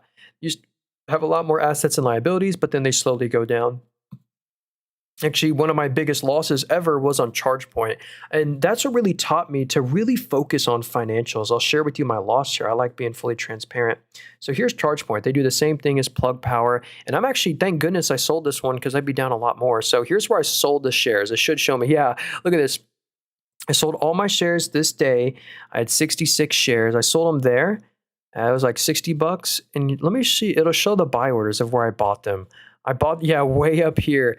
I was buying ChargePoint way up here. So this is one of the times where, again, like look at ChargePoint in the top right, the market cap. This whole company is worth 161 million. And, I can now see why they've done so bad. When your whole company's worth 160 million and you lose 43 million, like that's literally 20% of your whole company. You lose instantly. So I always look for, companies that make net income, make free cash flow and stuff like that. Plug Power, I sadly would be worried about them. And I can see why they have such a high short interest. What happens is, yeah, hey, again, this app I'm on right now, it's linked in bio there, brokerage called Moomoo, my favorite app to buy and sell stocks and stuff. So let's do American Superconductor, then we'll get to Dutch Bros, and then we'll get to SMFG. What's up, Zaid? He says Iris Energy. Okay, we'll get to all these. Can you look at Jets? Has 11 airlines. Okay, we'll check that one out. Oh, well, IDKFU, but we'll look at QQI. I'm so sorry, Les Poke. Yeah, we'll look at QQQI. I believe that's just a NASDAQ 100 covered call ETF. It just sells calls on the NASDAQ, so it has a really high yield. The NASDAQ 100 isn't really something you want to sell calls on because you're surely going to get called on it because it always goes up. So that's why the yield's so high. So here, we'll check that out later. Here's American Superconductor. Let's check out their numbers right here. What's the valuation? So this is just over $1 billion company. This company's worth $1.4 billion. And actually, this is great. They're actually making net income every single quarter. Looks like they had a one-time adjustment. It says they made 117 million net income. They didn't actually. They only made 3 million. So beware of that accounting trick there. But they have a fortress balance sheet. Yeah, how much cash they got on hand? 143 mil of cash. How's the revenue growing? So revenue's up 30% year over year. Yeah, if you zoom out on the revenue, that's what you want to see. Record revenue at 94 million. So I think this one just has a pretty high valuation. Hey, they've actually been beaten on expectations. They expected 86 mil. They did 94 mil for the past 3 quarters in a row. Beat on earnings, beat on net income, beat on EBITDA. So anyway, a 63 forward PE is a little expensive, or 63 times next year's net income. It says they do provision in megawatt scale power solutions, power converters, software turbine designs. Let's see what their website shows. Okay, no cookies for y'all. Okay, can we get like a product description or like power supply? Well, American CEO puts AI data center growth in perspective. What does that mean? Do they have? Oh, did an interview. Okay. Anyway, some sort of American semiconductor play. What does this say? The sector: specialty industrial machinery, room temperature superconductors, wind power. Interesting. They're a small company though. 1.4 bill. But let's do Dutch Bros. Dutch Bros, and then QQQI, and then SMFG. So Dutch Bros right here, this is like a Starbucks competitor. They sell like milkshakes and coffees and stuff like that. They're not where I live. When I went to Arizona one time, that's the only time I've ever had a Dutch Bros. But yeah, they actually own all their companies, or the stores, I mean, or most of them. So 92% of the revenue are their company operated shops. That grew 34% year over year. But then like 7% of the revenue is this franchising revenue where all these franchises have to pay 4 to 5% of every transaction back to the corporation, this company, as a royalty. So when we combine all the businesses together, yeah, revenue's at a record 550 million of revenue. And on that 550 million of revenue, they made 51 million in net income. And that really is a record net income. They're actually making great net income every quarter, 30 to 50 mil. What are the forecast? Yeah, they're going to do 31 mil next quarter, 31 mil the quarter after.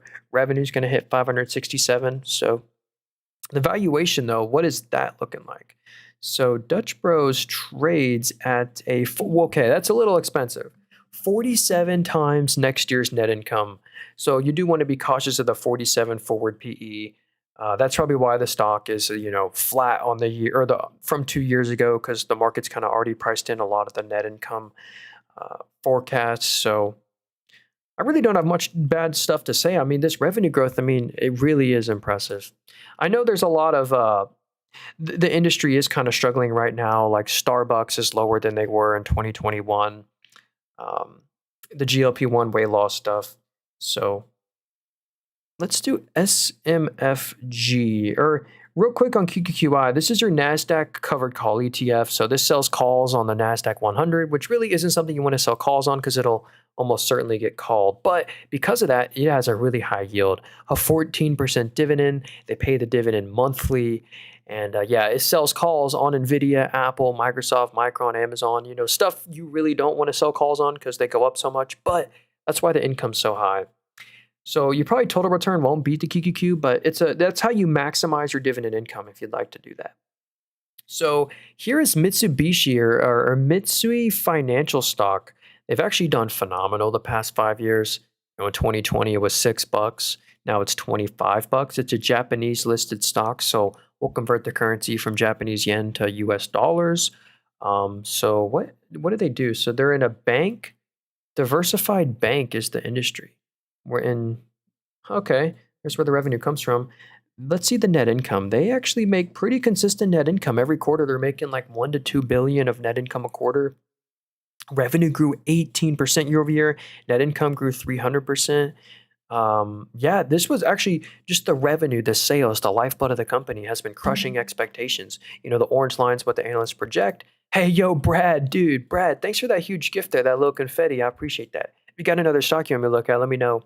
But yeah, analysts forecasted 7.7. They did 8.6. That's a beat by 900 mil. And even on EBIT, expected 3.6. They did 4.25. No wonder the stock is up so much. It's not just, momentum, it's genuine fundamentals that are beating expectations. So I can see why that stock's at an all-time high, and even at this all-time high level, they're only trading at a 14 forward PE or 14 times next year's net income. That doesn't seem like some peak bubble valuation to me. Bruda said Nvidia. I actually am, a lot of people will say I'm crazy, but I'm actually bullish on NVIDIA, or I would not be worried. Even though they've had this insane rally and they're pretty much at an all-time high, let me know if this seems like some peak bubble valuation to you. Did you know NVIDIA only trades at a 21 forward PE or 21 times next year's net income? And that's real. Here's the forecast. They're going to make 51 billion in net income next quarter, 57 billion the quarter after. This is like a pure picks and shovels play for AI. The revenue is going to hit 103 billion and make 57 billion net income on that. They're just basically collecting royalties on every single NVIDIA chip sold. Even Morningstar says they're still undervalued and the fair value is $280. It's 214 today. They're saying they're undervalued because of their unparalleled dominance in data center GPUs, high customer switching cost from its proprietary CUDA software ecosystem, and sustained exponential demand for AI infrastructure will drive long-term value growth. And again, this isn't some bubble valuation. It's hard to be bearish at a 21 forward PE. That could easily stretch up, in my opinion, to a 24, 25, 26 forward PE and send this back up to an all-time high pretty easily. Yeah, here's their net margins. Isn't this ridiculous? NVIDIA keeps, for every $100 that comes in, they're keeping $60 to $70 after tax. And just this net, if another company can pull off this sort of triple-digit net income growth, they also deserve to be at an all-time high. Anyway, NVIDIA is great, and I'm sure there's a bunch of good news around there. NVIDIA notifies customers of server price increases. Wow. Acquire license to poolside AI models. What is there? Any more weekly news? NVIDIA in preliminary talks with a South Korea AI startup for an acquisition. NVIDIA discloses a multi-billion-dollar stake in SpaceX and Intel. SpaceX to exclusively use NVIDIA chips. So yeah, that's why NVIDIA took a stake in them. NVIDIA has to reveal all this. So yeah, if we go to the NVIDIA portfolio right here, we can see all their exact holdings, and this updates as soon as they file their SEC form, and they already did. So this should be updated with the SpaceX position. I guess my Wi-Fi is bad. Yeah, Intel is their largest holding, then SpaceX, CoreWeave. Usually NVIDIA buys their biggest customers. To kind of keep basically Nvidia gives them a bunch of money, and what do they do with all that money? They solely go buy Nvidia chips with that money. So dang, my phone's getting low here. So someone said, ooh. So the thing with Iris Energy is, so Iris Energy, this is actually this is another company. Nvidia owns a stake in this one. Why does Nvidia own a small portion of this company? It's because Iris Energy is one of Nvidia's biggest customer. What does Iris Energy do? Here's why I sadly would not buy this one. It'll probably still do good through the end of the decade, but the long-term thesis is not intact in my opinion. All Iris Energy does is own a bunch of Nvidia GPUs, and then they rent out those GPUs and mine Bitcoin with those GPUs. You know, there's no real barriers to entry. Yeah, here, 2026 Q3, 76% of all the revenue literally came from Bitcoin mining. And then the new part of their business is renting out these GPUs to cloud companies like Microsoft Azure Cloud. And I wish I could be interested in this one, but the numbers, like, they're nowhere near profitability. I mean, here's the net income forecast. I mean, they lost 250 mil this quarter. They're going to lose 195 mil next quarter, 150 mil the quarter after. And check out the free cash flow negativity. So again, it'd be a different story if they made net income, made free cash flow, but there's no way for me to really like value this company. And there's no moat, no barriers to entry. It's just own a bunch of chips.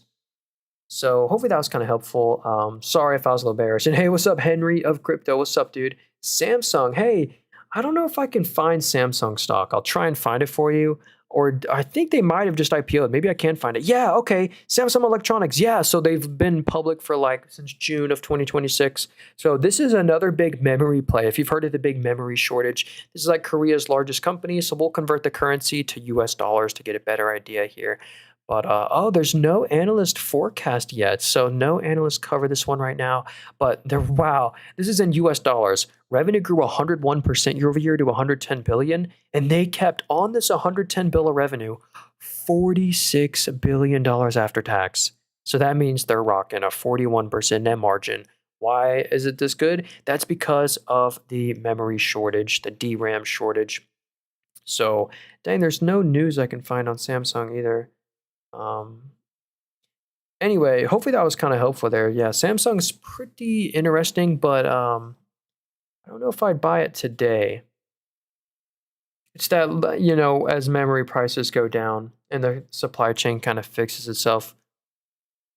Okay, so does Iris Energy and CoreWeave play a similar role when dealing with NVIDIA? Yeah, hey, as I was saying, yeah, I would want to own NVIDIA. That's the picks and shovels play. I really wouldn't want to own CoreWeave or Iris Energy, which will probably still do good for a while, but it's just the financials don't impress me there. So Tom, he says CTRE. This is one I just bought more of in my Roth IRA.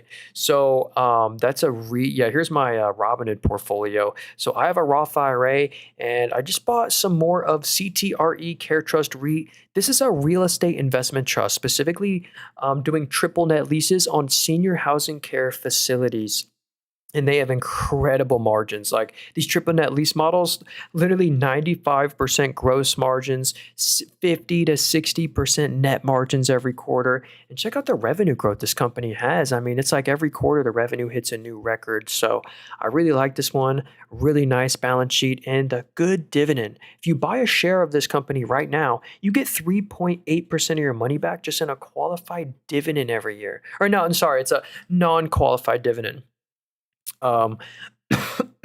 Best performing healthcare REIT by 10-year total return. And so these REITs by law have to pay out 90% of their taxable income in the form of a dividend. And they're below that. It's called FFO, funds from operations. They have a 76% payout ratio. So their 3.8% dividend is actually sustainable. And yeah, here's a list of some of their properties right here. So yeah, specifically senior housing care properties. And they just did a ton more acquisitions as well. So yeah, that's one of my highest yielding dividend stocks where I think you get a 3.8% dividend and you should get like 3 to 4% stock price appreciation on top of that dividend for a nice 7-8% total return a year. NVIDIA is so overvalued, it's scary. Hey, what? I actually don't see NVIDIA as overvalued. Again, I kind of just covered this, but NVIDIA, did you know they only trade at a 21 forward PE? I mean, that's literally significantly cheaper than the S&P 500. So I mean, 21 times next year's net income, that doesn't seem like some peak bubble valuation to me, just on my analysis. So, okay.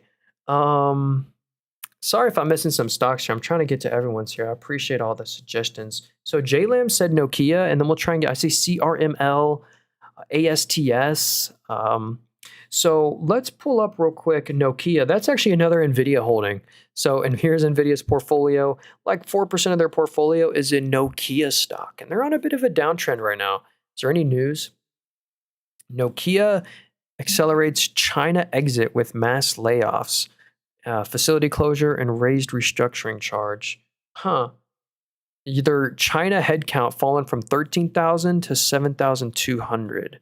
Okay, anyway, this is a European listed company, so we've converted the currency from euros to US dollars. It's specifically they have like a data and cloud business that have done very well. Um, hmm.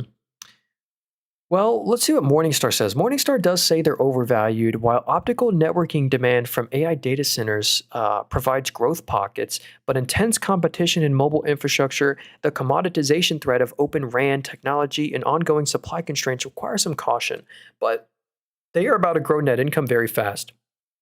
They trade at 67 times net income, but only 30 times next year's net income. It's literally cut in half because net income is going to double this next year, assuming they meet these expectations. The past 3 quarters in a row, they have missed on net income, but if they can just hit these numbers, I mean, 275 mil next quarter, 900 mil the quarter after, that's great. Yo, what's up, DJ? Thanks for that little gift there, dude. I feel bad. We literally just analyzed, like less than 5 minutes ago, Dutch Bros. So, if you got a different stock you want to look at, I'll check it out.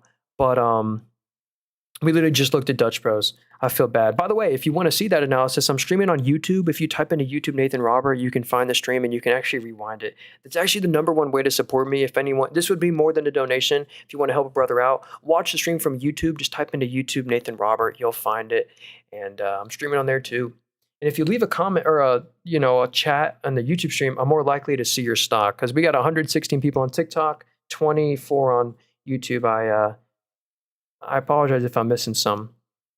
So, okay, ASTS Space Mobile. This one, this is a space play. They launch a bunch of rockets into space. Their most recent launch was part of SpaceX's launch. Let's see if we can find some news around this stock. I couldn't find any, but you're buying this company as they're getting revenue for the first time. Before this year, they were doing like 1 million of revenue a quarter. And check it out now. They're doing like 30 million of revenue a quarter. Their revenue growth rate is quadruple digits for the past 4 quarters in a row. And what are the forecasts? Yeah, dang, they're going to do 72 million of revenue in 2 quarters. So that's a record revenue they're about to hit. But the net income's the big issue here. If we look at the net income, they're losing a couple hundred mil a quarter. And that's why I kind of would stay away from this one. They lost 300 mil this quarter, 250 mil the quarter after. I mean, they have explosive revenue growth, but these net income losses, what about free cash flow?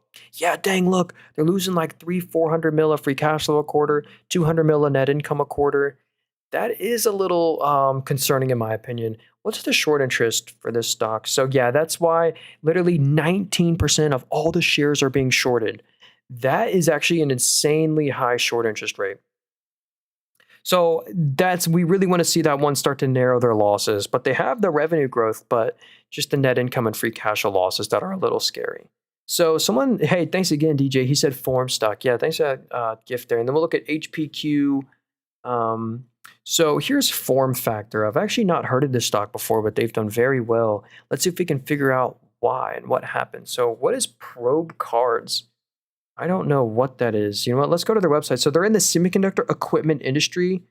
So it consists of technology and product architecture, including micro electromechanical systems.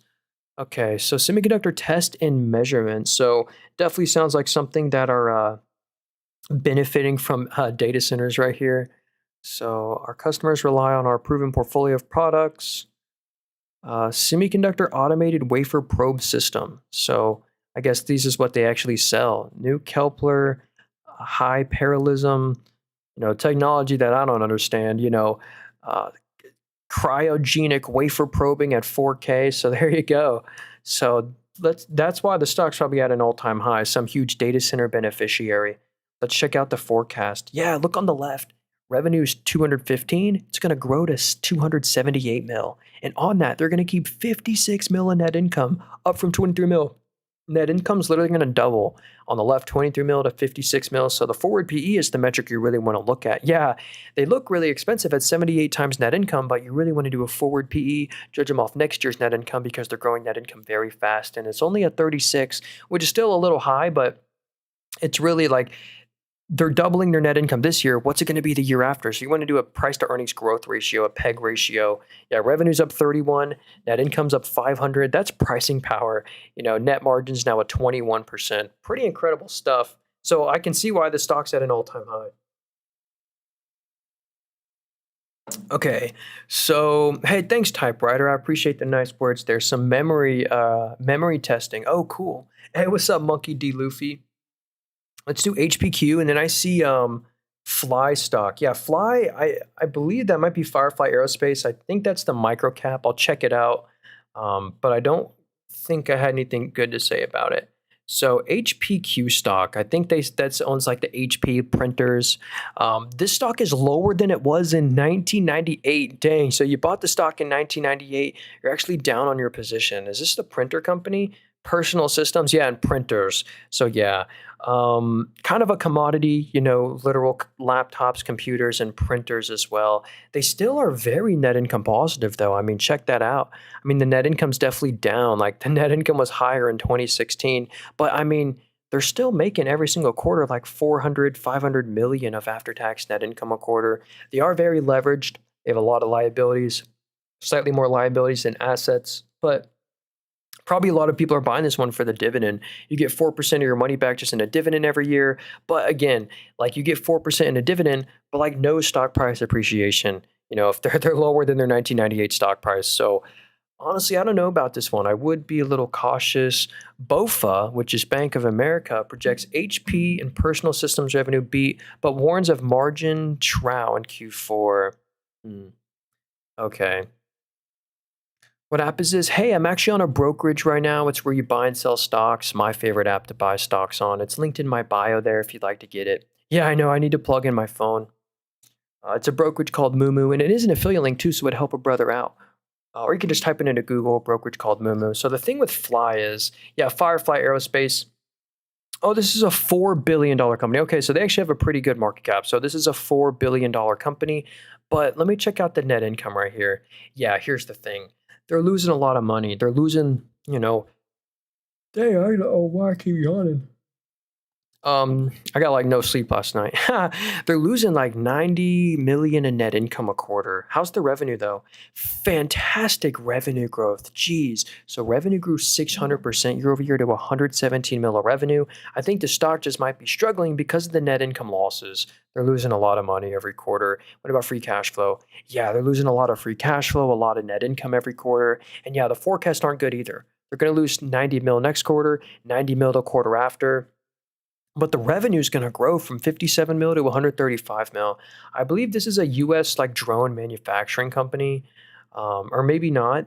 Firefly Aerospace stock. Maybe we can check out their website real quick. Oh, they're trying to get my cookies. Well, oh well. Looks like they were. Blue Ghost is the first and only commercial spacecraft to successfully land and operate on the moon, with several additional Blue Ghost missions under contract. Huh. Okay, anyway, that's Firefly Aerospace. So CRML, what's CRML stock? So this is choose three, cake, win, or elf. Ooh, probably pick cheesecake stock. But yeah, Win Resorts is struggling and Elf Beauty's struggling too right now.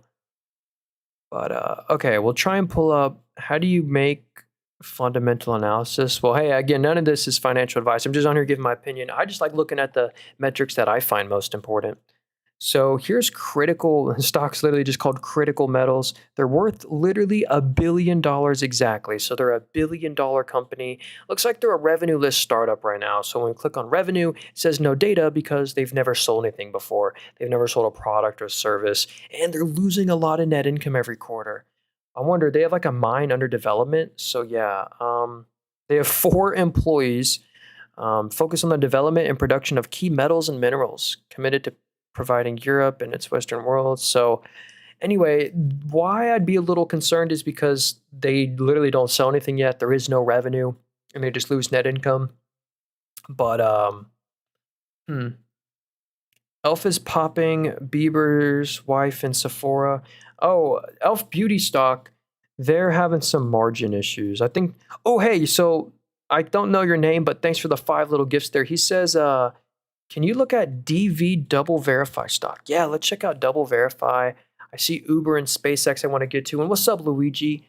Um, Hey, should we look at Elf Beauty stock? We can definitely take that down. What is the Canoe EITF? Or if you give me the ticker symbol, can you give me the ticker symbol? Or Canoe, what is EITF? Or do you mean ETF? I know you said that a few times.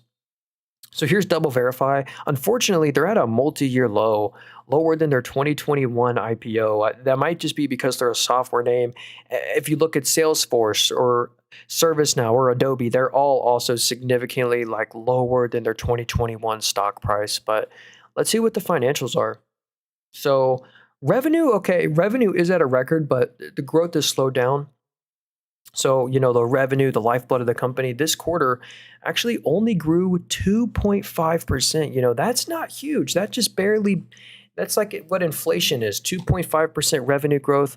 And they are making good net income, though. They are net income positive, but the net income looks like it's kind of lower than 2023 levels. So check out this annually. Yeah, so look at that. In 2023, they made more net income, and then yeah, so full year 2025. So that might be why the stock is struggling as well. The net income isn't at a record. Hmm. Really good balance sheet though. Looks like they have no debt, tons of cash. So hmm, here's their website right here. Nelson to acquire a Double Verify. Oh, is Double Verify getting acquired? Huh. So maybe this stock, let me look at the stock price. Are they actually, oh, they are being acquired. I don't know. We really shouldn't even have looked at this stock yet. Yeah, you shouldn't really, you don't buy the stock because you see how it's all, like the candles look so weird, like they're flat like that. That happens when a company's getting acquired. So, well, hey, thanks for that. Okay. Um, Canoe. Yeah, hey, I can't really find Canoe EITF. I don't know what that is, but what's up? Deep Fission. Check out FISN stock. Okay, Deep Fission. I've never heard of this company before. Can you tell me which stocks to buy for long term with a good dividend? Well, I love dividend stocks, and if you look in the top left, this portfolio is called my dividend only portfolio. I specifically want to own dividend growth stocks, and these are the stocks that I've chosen. I kind of keep it simple. I got Google, McDonald's, United Rentals, Constellation Energy, and Meta. The yields aren't too high, but the yield, I feel like my yield on cost in 5 years from now would be really good. Like Warren Buffett originally bought Coca-Cola when it only had like a 0.2% dividend, but then they've risen their dividend so much that he gets like 10% of his money back a year just in dividends. So I like the stocks with low dividend yields that raise them fast every year. So anyway, back to FISN. This is Deep Fission stock. They're a very low micro cap. They're only worth $480 million, so that is a very small company. Looks like they're also a revenue-less startup. So when we go to revenue right here, it says zero. And if we click on revenue right here, it says no data because this company has never sold anything before, not a product or a service. And they kind of lose net income every quarter. But luckily, they have a fortress balance sheet, like no debt at all. So, huh. I wish I could give you thoughts on this company, but they don't have any revenue yet. I mean, are they trying to make those SMRs, like small modular reactors? Commercial operational date is 2028. So basically, it's going to be a while before this company gets any revenue or something like that. So this company's called Deep Fission, a single reactor. I guess they're like, this is the deep fission or whatever. I guess their thing is like a mile down. I mean, pressurized water reactor for a mile deep water column. Yeah, I don't know. I view our power sites. I would be a little cautious because they have no revenue yet, but it looks interesting. So EIT, I don't think I'm going to be able to find this stock because I think it's some internationally listed company. I apologize. Huh. Yeah, I type in EIT.U. Oh, here it is. Okay, the Canoe EIT Income Fund. Okay, cool. We actually found it. You know what? Let's go. So this is an ETF right here, I believe. Or maybe it's a holding. So we'll convert the currency to US dollars. So they're an asset management company, closed-end investment trust. Um, okay, maybe we can. I wonder what it is they actually own. Um, so they're an income ETF. I wonder what the actual assets are behind this. So invest in various sectors like financial, energy, and healthcare. Headquartered in Canada. Here's the net income. Huh. So yeah, they report in full year. I mean, they make good net income every year. So full year 2025, they made 268 million net income. Let's go see what the dividend payout ratio is. Dividend cost full year 2025, the dividend paid out was 160 million and they made 260 million. So yeah, they can afford the dividend and they have a really good balance sheet as well. Looks like no debt and a 6% dividend yield while also giving some decently good stock price appreciation. Hmm. Yeah, man, yeah, sorry, I got like literally no sleep, like 2 hours. And I'm like, well, hey, I feel like streaming. Okay. Yo, what's up, Bat Brain? Good to see you, man. Someone said CEG. This is the one I just showed in my Robinhood portfolio. So that is my favorite nuclear energy company. I love talking about this stock.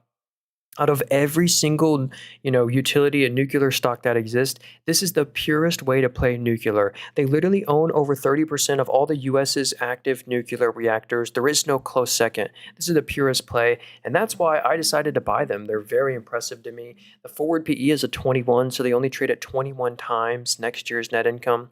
They just acquired a company called Calpine, making them the world's number one geothermal play. They own the geysers in California, where they literally just collect the steam harvested from like the earth, and then they pump cool water back into it, and then it resets it, and it's just an infinite clean energy source, and it powers over 20% of all of California's clean energy.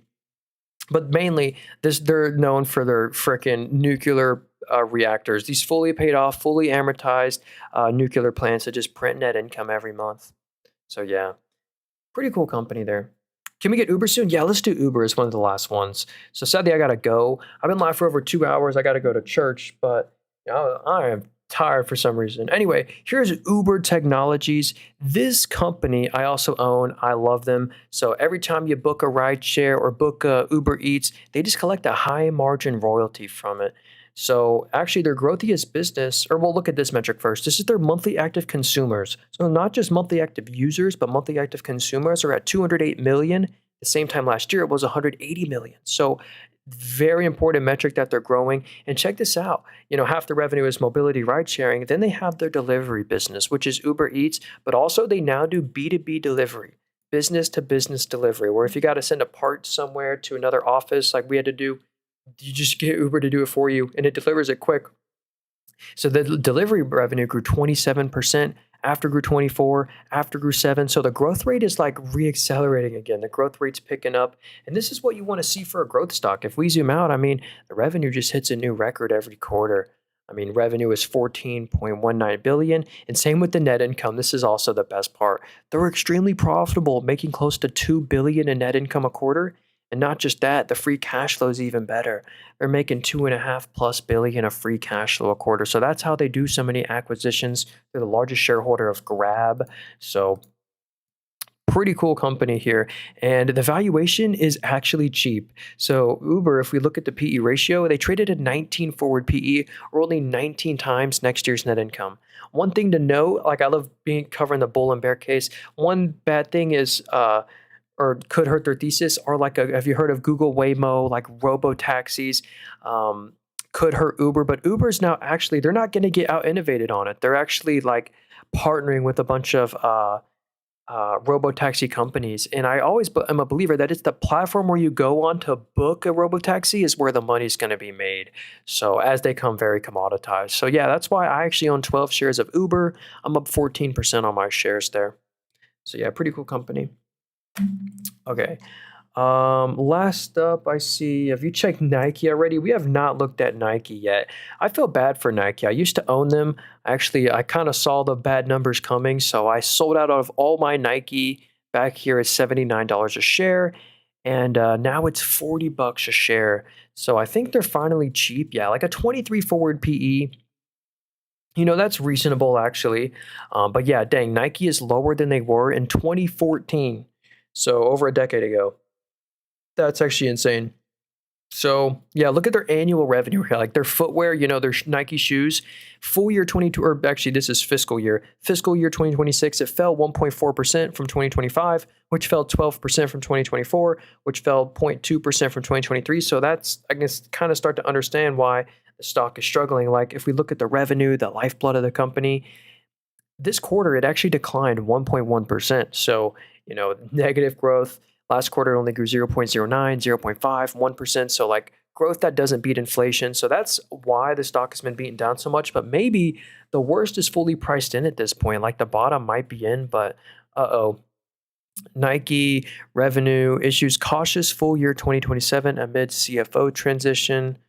JP Morgan downgraded Nike to sell.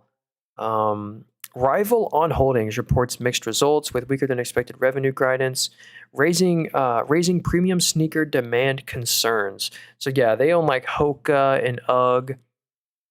So yeah, we just want to see the growth come back as well. The net income is actually the net income did have a nice recovery this quarter. What's the forecast? Yeah, 677 mil, 790 mil. What is I don't like their high dividend payout ratio. So if we look at the cost of the dividend, they no matter what have to pay out 609 million of their net income in a dividend every quarter. And they're supposed to make next quarter 677 mil. And they got to pay out 609 million of that in a dividend, so they're barely retaining any net income. So we want to see them, really start to grow again. And they just sell a commodity, but I will say they just sell a commodity, shoes and shirts, but everyone wants Nike. Yeah, when the PE is higher next year, that means you're right. The net income is going to go down. And it's not just a Nike problem. It's actually a bunch of apparel stocks. Like check out Lululemon. Like, Lululemon is lower than they were in 2017. They're also on a huge, massive downtrend right now. Y'all don't want to see Under Armour stock. Under Armour is lower than like their year 2000 stock price. Let me see if I can find Under Armour. Under Armour, jeez. I got to go out to the monthly. Yeah, Under Armour's lower than their 2006 stock price. Like, rip. Consumer trends change and stuff like that. There was some bad news about Abercrombie and Fitch CEO. Yeah, actually, I can't. There it is right there. I can't say what that is on. The CEO has dementia and Alzheimer's, but he's facing it. Anyway. I don't want to get into all that. Okay. Charge your phone? Yeah, I do. Decker owns, is that ticker symbol ON? I think that, or what does ON Holdings own? This is ONON. They own, okay, shoes, but what brand? They're headquartered in Switzerland. You know what? I don't really care to look into that. Hey, what's up, ZNets? I've been investing outside of the US. What are your thoughts if you have some insight? I would pick and choose some of my favorite, like, international stocks. Like I really like Tencent. I sadly have to go right now. But Tencent is my favorite international like ADR stock. Tencent is a big video game company. They own 48% of Epic Games. So if you heard of Fortnite, they own 48% of that. They also own Riot Games. So if you heard of League of Legends, Valorant, they own that. They own PUBG Mobile. They own Supercell. So you heard of Clash of Clans, Clash Royale. They own that. They own a bunch of. They're like an ETF in one. They own big stakes in a bunch of U.S. companies. Like they own 10% of Reddit, 10% of Snapchat, 10% of Pinterest. Like there's a lot of cool stuff. Anyway, hope you guys have a great rest of your Sunday. I'm gonna try and stream later tonight. Before you go, please drop a like. It'd greatly help out the stream. And if you want to support me, the best way it would mean more than a donation is to just subscribe to my YouTube channel. I'm trying to build up my subscribers. If you just type into YouTube Nathan Robert, you'll find my channel. And I'm also streaming on there as well. You can like replay the stream. It stays up there forever. So sadly, I got to go right now. I'm sorry, YFN. But if you leave a comment, and I have a private Discord as well. Well, technically, if you become a YouTube member, you get permanent access to my private Discord. It's actually a really cool community where if you become a YouTube member, even after you cancel your YouTube membership, you stay in the Discord forever. And we just talk a bunch about growth stocks. Like I just showed people this new AAON stock. If you're a fan of HVAC right here, this is a new stock. They literally have a 10% rooftop market share, 7% growing market share, ticker symbol AAON. I love giving those stock picks and stuff. Anyway, it's a nice little community. If you become a YouTube member, you get permanent access even if you cancel your YouTube membership, or you can pay one singular dollar in the YouTube description stream. I never mention it because I never like to act like I'm selling anything. I just simply $1 to keep the bots out. Anyway, see you soon. Have a great rest of your Sunday. I'll try and stream later today. And I'm sorry, man. What platform are you on? Yeah, or this platform I was using was Mumu, linked in bio there. See ya. Thank you.